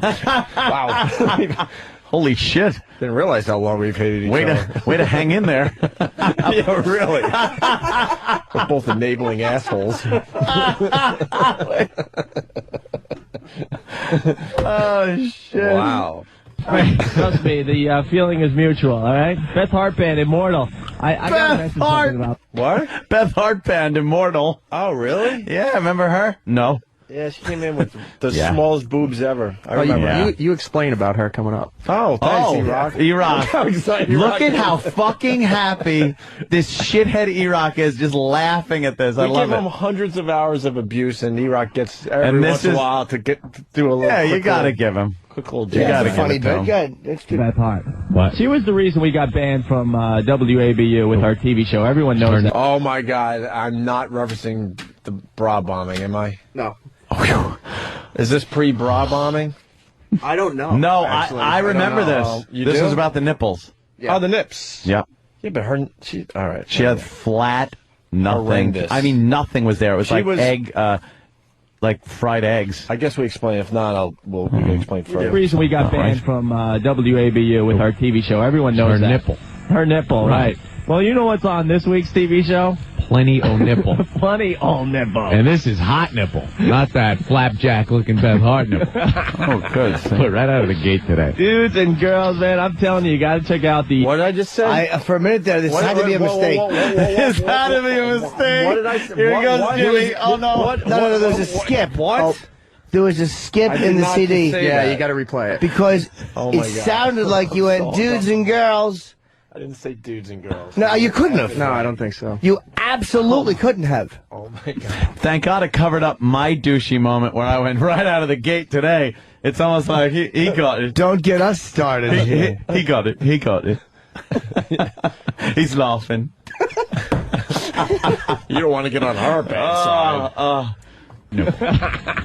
Put right out of the gate today. Dudes and girls, man, I'm telling you, you got to check out the Real Rock TV show tonight at midnight on WUNI. Did I do every break smiling? You are a happy man. Halloween party. You're going to see things that have never been on Boston TV before. No. You know, I was watching a tape with one of the shows last night, and they're saying the Real Rock TV logo that's in the corner of the screen when you watch the TV show, they're going to use that to try to blank out boobs. Dude, I saw the tape of... It's see-through. Right, I saw the tape of tonight's show already, and you can see right through the logo that we are attempting to cover up the boobs What's the with. music playing? Don't even ask, Jimmy. It was something we never agreed with. That was a music bed that had to be played under everything we said because on AF the rock never stopped. See, we only stopped the rock twice an hour is what they said for commercials. And there was no music bed under the commercials. So even though we took breaks, people would say, hey, dude, you're taking breaks, so the rock stops more than twice an hour. But technically, no, it didn't. That's right. Because the music was playing underneath That's what we right. were saying. We're still So rocking. We're rocking. So the rock should have been taken with a very firm hand and bludgeoned over our head, just bludgeon us with the rock. Yeah, but when you say things like dudes and girls, that's like a rock and roll attitude. Jimmy's face, the glee in it. Dude, I just caught my friend saying dudes and girls. Dudes and girls. Why would you... Dudes and girls. Like dudes and girls, guys and girls. Yeah, I'm gonna have a whole line of T-shirts that are coming out soon with all my that's funny. All my catchphrases that never caught on. Ladies and males. I'm gonna add dudes and girls. What was the other one? Brother man. Chicks and gentlemen. Yeah, right. Mother Hucker. Mother Hucker. Mother Hucker. Mother Hucker T-shirts coming soon. Yeah, brother man, mother Hucker. Brother man. Brother man, and brother dudes man. And girls. More nipple than a pregnant pig. I swear to God. Hey, that would be a good commercial for the TV show tonight, huh? Yeah. All right. Hey, it's a Soundgarden weekend. That's a Soundgarden weekend. Everyone else... All right, I was being fucking sarcastic right there. Yes, you were. I was goofing on the Soundgarden weekend. Absolutely. Don't for a second think I was being serious Yeah. when that was happening. Sure. Everyone else is doing a block party weekend. We got a Soundgarden weekend. And we're giving away these Soundgarden backpacks that are really, really cool. These things are collector's items. Big time. There's like a Soundgarden hacky sack in there and all sorts of stuff. So Soundgarden bong? Soundgarden bong. How much did you need to be liked? What's wrong with you? Oh. Ugh. Like me, like me, like me, like me, like me. Please like me, like me. All happy and smiling and I don't think so. No, I don't think so. No, this is what's going to happen. We're going to be playing a Soundgarden song sometime this hour. As soon as you hear that song, be the 7th caller, and you will pick up the backpack and the pair of tickets to see the boys, all right? Easy enough. It's 9 Inch Nails. I wish there were 9-inch nails being driven through our skulls. I've never been a big 9 Inch Nails fan. You guys get the point. So there I want to you hear a go. little more. I'm actually. What, Jimmy? This is not that bad. It's just fucking. You guys are just young and shattering. All I know is E-Rock labeled the next track a lost Anthony impression. Oh, God. No, why the fuck? You know something? Is it the George Burns that I like so much? Well, we can only hope, Jimmy. Are you tapping out? Can I please have some context on the year? What year is it? I don't know. It's got to be. Oh, I can tell you the year. We were only up there 3 years. I would say 97. 95 through 98. So 90. Yeah, 90. Cut it through the middle. 96. Probably 96, 97. Probably 96, 97. So please take this in the context in which I was brand new to radio. None of that shit helps, bro. I know. I'm trying so hard to defend myself. I haven't even heard this. I don't know what it is. But it is something that could be brought back today. Shut up. Fucking E-Rock. Really? Yeah. All right, I gotta hide. I gotta do my hiding thing where I cover my face and just peek out of my eyes. All right. Will Ant be proud of this one? Shut up, Jimmy. It got him to where he is today. Okay, cool. No. OJ. No. The only station that really rocks a cool song from Dishwalla. That's Charlie Brown. There's never anything cool about this Dishwalla. Dude, it's a cool song from Dishwalla. It's Charlie Brown's what? I don't even remember it. Mother or something? Wow. I'm listening to a couple of douchebaggers.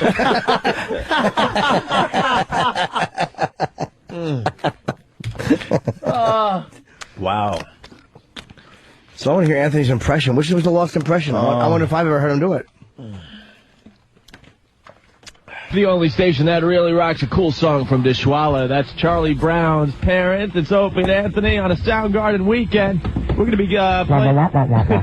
I'm being Charlie Brown's parent. Go ahead, you can do whatever you want. No, that was Charlie Brown's teacher. Bro. It was any adult in Charlie Brown. Are you sure his parents talk like that too? Every adult did. I thought it was just the teacher, man. You see they use Peanuts characters in the MetLife insurance commercials? Right. Can you call them up? Yeah, I had an accident. What do you mean I'm screwed? I sent in my payment. Oh, I get it. Thank you. Hey, a little wacky bit for a Saturday morning. Thank you. You're welcome. That's a freebie. We just throw it out and see what sticks against the wall. It's too early for whistles and horns. Oh, no. Gee. Okay. All right, look. I gotta go. I can't hear you. I'm gonna leave.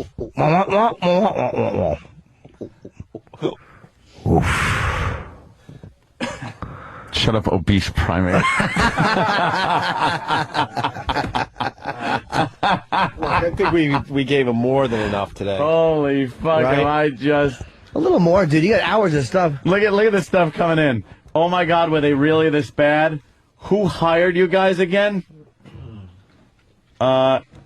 Jesus, Ant, the hairs on the bottom of my bag are standing up. I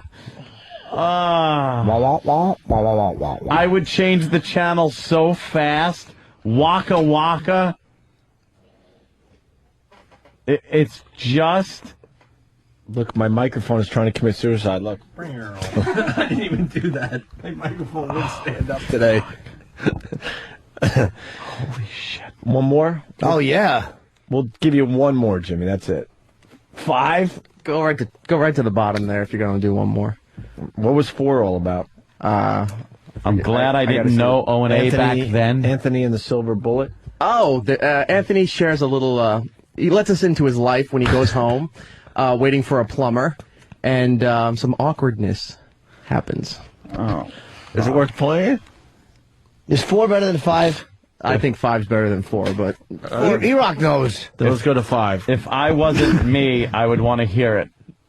There might When are you going to do your song, man? Another man for everybody. Man, What? dude, bro. Wait. Man, When am I dude, going to bro. do my song? Is this a song? This is an original parody, but Holy shit. Okay, now I gotta leave. I'm getting hot. Why? Like, I'm getting from complete and utter embarrassment, Jimmy. Oh, no. well, maybe we should do track 4 then with the plumber and a vibrator that you happen to bring home. Why? What's the? Oh, is that the one that was left on the table? I had an embarrassing moment yesterday, man. You did? Yeah, and it's because of one of our faithful listeners that actually sent us a gift. Oh, the silver bullets. Yeah, somebody was very nice. We get a lot of gifts here on the Opie and Anthony Show, and we appreciate them. It's a silver bullet we got from some girl sent it. Yeah, it's basically a tiny little vibrator that you stick in places. Yeah, it looks like a little silver egg. Yeah. And it's connected to a remote control, and it vibrates like the devil. And I don't know where you're supposed to put it or what the hell you're supposed to do with it, but I ain't using it. Okay. So I bring it home the other night after we're done here, like everything else, and throw it on the kitchen table with all my other junk. And I left it there.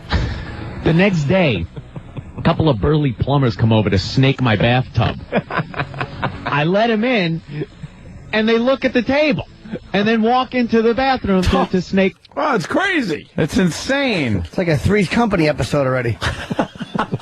What madness you lived with. So the plumbers may have seen this little silver egg That you can't with a even tell is wire a on the vibrator. table Right. and thought, what? I'm sticking it in my asshole? But they were burly. They were burly. Well, don't ruin the story. Why, Does it get better? Oh, is that what I say? It could only. Fuck. And then walk Should've into the swallowed it bathroom and to choked on snake it. the drain. So now you're thinking I'm thinking, geez, now they see this. They think I'm sticking this thing where the sun don't shine. Why Hold would on I a have second. a merry little... Yeah. I want to hear Anthony's description of what his asshole is. Stick that where the sun don't shine, you. So it's the Opie and Mae West show. Also, why would they think I'm using it? And not your wife. Yeah. I don't know. They were Was that burly. the portion of our lives on the radio where we made believe we didn't have girlfriends? Yeah, because that made us look even And it was cooler. pretty much because, well, we want our core listeners to think like we're not settled down or we're wild guys. Right. But meanwhile, it was just, please give me something else to fuck. The official story was, the guys at the station don't want us to say we're married because they want us, the audience to think we're just, young guys fucking hanging out, going to parties. And meanwhile, it was like, I didn't want people to think I was married because I wanted to Foot. suck face with Kahlua girls. Foot. Oh, Hey, yes. what's up? One of Ant's old band members. Foot. Hey, Foot. We haven't heard from you in a while. That MetLife bit you stole from me. Bitcourt. No, but the thing is, I was listening to you do the imitation, right? I'm like, oh, God, I used to do this horrible bit when I was starting to do stand-up, and that's the freaking bit. Yeah, I remember when I did it, I'm like, oh, shit, I'm stealing Foot's bit. Funny. Yeah, don't worry, I'm not using it. Yeah, I can't believe you would call shit. and tell everyone that. Yeah. Oh, by the way, I heard the show yesterday. I look lovely in a dress. Yes, when you were playing with a rot gut in your mom's dress. It was gorgeous, of course. That is Very right. sexy. You got to get your ass in here, Footy. I'll be in a couple of weeks.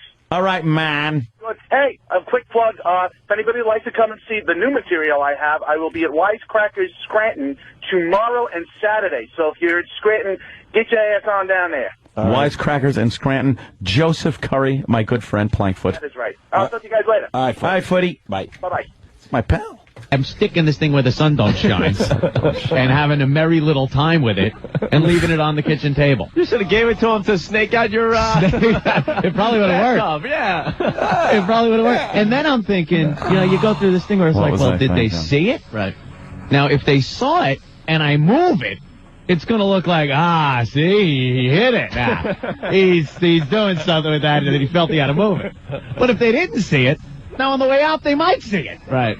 So what do you do? So I opted for the toss something on top of it thing. Like a natural toss, like maybe you just, Right. you Like happen my- to throw your Rolling Stone magazine over it Yeah. after you read it or something. Yeah, exactly. It So wasn't I going to be threw- dignity. I was plumb out of that. Well, why?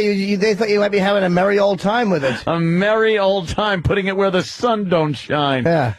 throwing your Rolling Stone magazine because, we were cool guys, and of course we'd have Rolling Stone at our houses. I know. When we were banging chicks because we're single, man. Fucking we're living dudes and girls. We're living the rock star life. Oh, the fucking hint. If you would have been cooler if you said, "Hey, just pretend you can throw your hints from a Heloise article over us."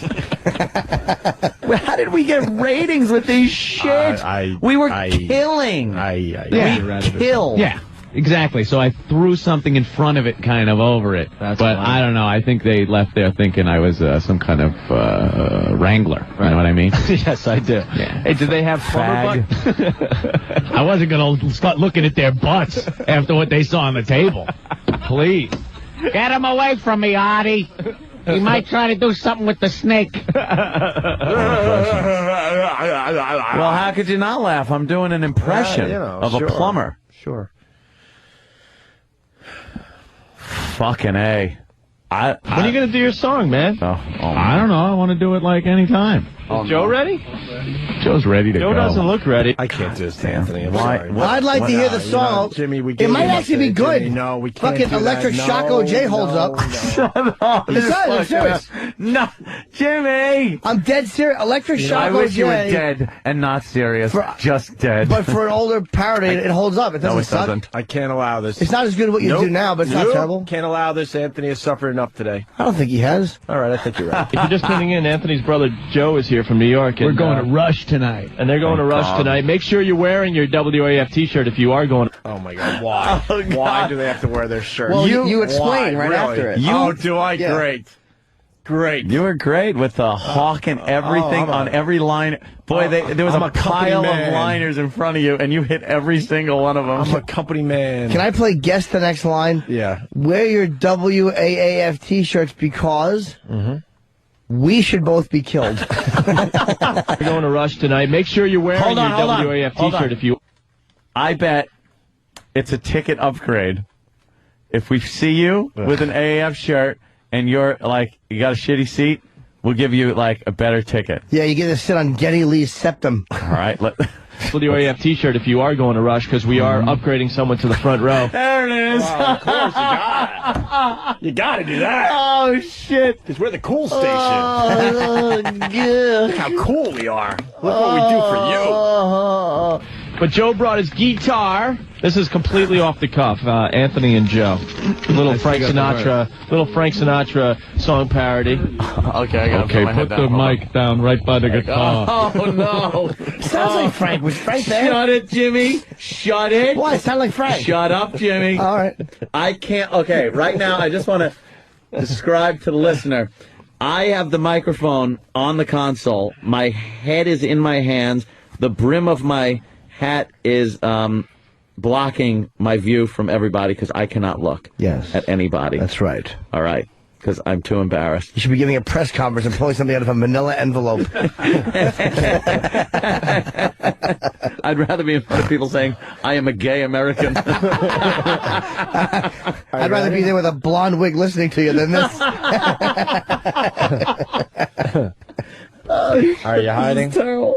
All right. I'm hiding. Let her rip. Go ahead. I'm brave. I can take it. Can I hear the Frank voice? I actually thought that was him. I thought he popped in. I just took a picture of Anthony hiding because he can't look at anyone in the room as we play this material. If I go like this, is it like mixed martial arts? Can I just go like this? And, you can. And the ref steps in? You certainly can. Oh, fuck. I'm gonna send this pic to all my followers on Twitter, Anthony. You hiding from the shame.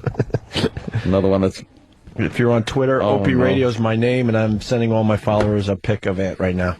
All right, here it is. Yeah, we should go back because we were talking. All right, you're right. Good point, E-Rock. E-Rock makes a good point. E-Rock. Go back to what? The buffet, you fat fuck. Oh! Well, Frank would say that, I bet. Shut up. Jimmy kind of wants you to say it as Frank. I mean, it's not asking. Come on, could you do this, Frank? Oh, no. I didn't do a Frank Sinatra impression. Little Frank Sinatra song parody.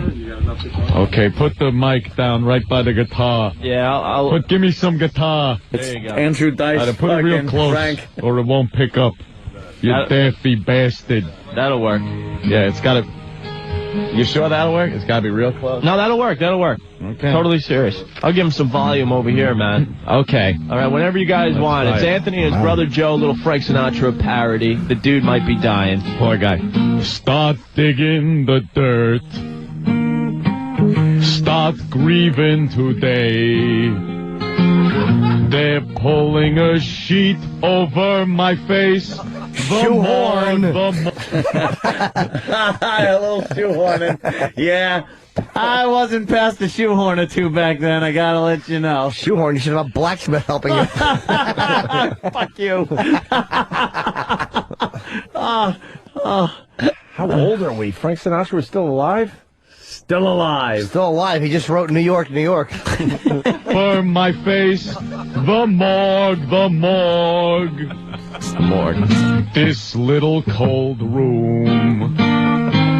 My skin's turning gray. I've got a tag around my toe. The morgue, the morgue. Now soon they'll put me in a hole that's 6 feet deep. My blue eyes shut very tight in eternal sleep. I have passed away wearing my toupee. Put me where Dean and Sammy was. The morgue, the morgue. My singing is through, and my lips are blue. I've got a death certificate. The morgue, the morgue. And please pardon me, 'cause there am embalming me, old blue eyes in the morgue, the morgue, the morgue.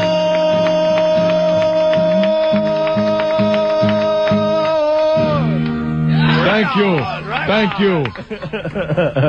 Anthony and Joe, man. Very good. I gotta be honest. I wasn't douche chilling out. That was a pretty good fucking parody. It's not that bad. That was a pretty good fucking parody, my friends. Well sung. I'm with you. Well written. I'm with you. It's not It bad. stands up today. Yep. So go fuck all of yous. I'm with you. Yeah. Still hate you, but I'm with you here. It was, I'm kidding. I'm pitching a little harder than I should. Considering that you were winging that was very good.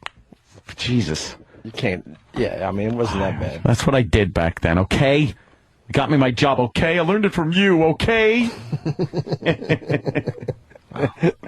Send this bit to the morgue, the morgue. It's not that bad. That was, the songwriting was good. That was funny, though. Katie Rax from Texas. I'll kick her where the sun don't shine. That's not that bad. All righty, Rock. Burn the rest of that tape, will you? Good job. You know what sucks about hearing that stuff? You have no idea what's happening next. I know, that's what it is. Of doing that. You're like, so... I don't remember that. It's the anticipation of the horror that could be right around the corner. Yeah. Yee. By the way, what happened? Does anybody notice that E-Rock really has a body like Babe Ruth now? He just gave up. Babe Ruth. He just gave up. He said, fuck it. Anytime he walks around, it's in fast motion. But that's how E-Rock walks. All he does, he doesn't even move his legs. He tips forward, and the weight just propels him. Jesus. And he has to walk until he hits a wall. Now what? Oh, I don't know. I'm still recouping. That's what I'm thinking. Wow. I'd love another clip. Oh, that is... That's it, really. Really? That's all we got. God, that is something. Oh, he's got more, though. Oh, he's got another more. Day, yeah, for another bitch. day. Gotta, like, break that out, like, just in small doses. All right. The Oprah thing. 55 years old today. This is a good clip that's been sitting around. So in honor of Oprah turning 55, she had a weird moment on her show with Kate Winslet and her breasts. One of the things I loved about this thing, obviously they're very sexually explicit, but I love the fact that you have real breasts. Thank you so much. I love that you have real breasts. I love that you have real breasts. Thank you so much. Because in all the breast scenes, your breasts do what real breasts do. You mean that kind of thing? No. End up in my mouth. But she's got nice natural breasts. Oprah? Yeah. It gets worse. Listen to this. Does it? Do what real breasts do. You mean that kind of thing? No. And this kind of thing? No. But, when there's that wonderful thing, if you're a woman, you're lying on your back. Oprah sets us up with, there's a wonderful thing if you're a woman, and listen to how wonderful she thinks this next... Well, I could see where she's going, and this sounds like somebody that really enjoys looking at this. And yeah, there's nothing wonderful about what she's about to say. No, but, when there's that wonderful thing, if you're a woman, you're lying on your back, your breasts, they go to the parts. Face the center. Yeah. Why is that a wonderful thing? Oh, when they hit under your armpits? Or they just hit the bed on the side? They hit the bed. I know why, actually. Because a lot of times the woman will use her fat tits to steal a bratwurst. And when they part, you all of a sudden have a German delicious snack in between her big sweaty tits. That's the old fat woman's version of the fucking fruit basket. Yeah. She puts it under her armpits and her nipples are sticking out her back. Who doesn't love when a woman takes her bra off and her tits open to find, like, say, a good 9-inch hunk of liverwurst? You can just fucking peel it off her fucking sweaty chest breastplate. What is that thing on TV? What is that fucking person? That is, I believe, a homosexual. It looks like fucking. Wow, that is bad. That is bad. You see the video of the U-Haul lady? It's a visual, but definitely make sure you get a peek. Because when the chase is finally over, she does the run for freedom. The running chase is hysterical. The cop is on her. Like, where are you going? Like fucking... You can't outrun, like, helicopters and... Helicopters? That one cop behind her caught up with her so fucking fast. It's like when the kicker picks up the ball and decides he's got to run with it. Right. That's what it looked like. He doesn't know where to run. And fucking all awkward. Everyone's faster than him. Yeah. Your breasts, they go to the parts. Face the center. Yeah. But if you look at women with not real breasts, their breasts are sticking straight up. That's how you know. Yes, indeed. God bless your real breasts. Thank you. Yes. Oprah knows a lot about breasts. Yeah. On a bed. She loves them. So, I gotta pee. Gotta pee? Yeah. All right, this is what we're gonna do. Yeah. Looks like Prince in a Tim Burton movie. Ooh. Oh, boy. Oh, boy. All right. That didn't go as planned. I'll be honest, I don't feel like starting anything new. I think we gave the people a good show today. I couldn't agree more. So why don't we play I could agree more. What, my Frank Sinatra song parody again? It's fucking gold, Jerry. It's gold, Jerry. I say you redo it. I say no. Why don't we play your favorite Leonard Skinner song? Saturday Night Special. We'll talk over it a little bit. And we'll get out of here. This Leonard Skinner song, dedicated to the late, great Billy Powell, 56, died. And also brought to you by DirecTV. Call 888-961-DirecTV. I'm 57 years young. Uncle Paul, you're a creep. 58 in March. You should talk to Christian Jim and get your life in order. Yeah, no kidding. Huh? I don't like him. He's always trying to convoit me. Convoit you? Whose name? His name. You should just know who it is. No. Ooh. Good one. A good one. All right, let's get out of here with Leonard Skinner. Let's move it. Ant's favorite Skinner song, right? Is this your favorite? This yeah, this one's good. It's Better than Better than Give Me Back My Bullet? Kind of like them equally, but we just heard that one, so yeah. All right. It's a good one. It's a little more obscure. You hear the same friggin' ones all the time. Over and over again. All right. Ron and Fez, noon to 3, and we'll see you guys tomorrow. Matt. 1, 2, 1, 2, 3.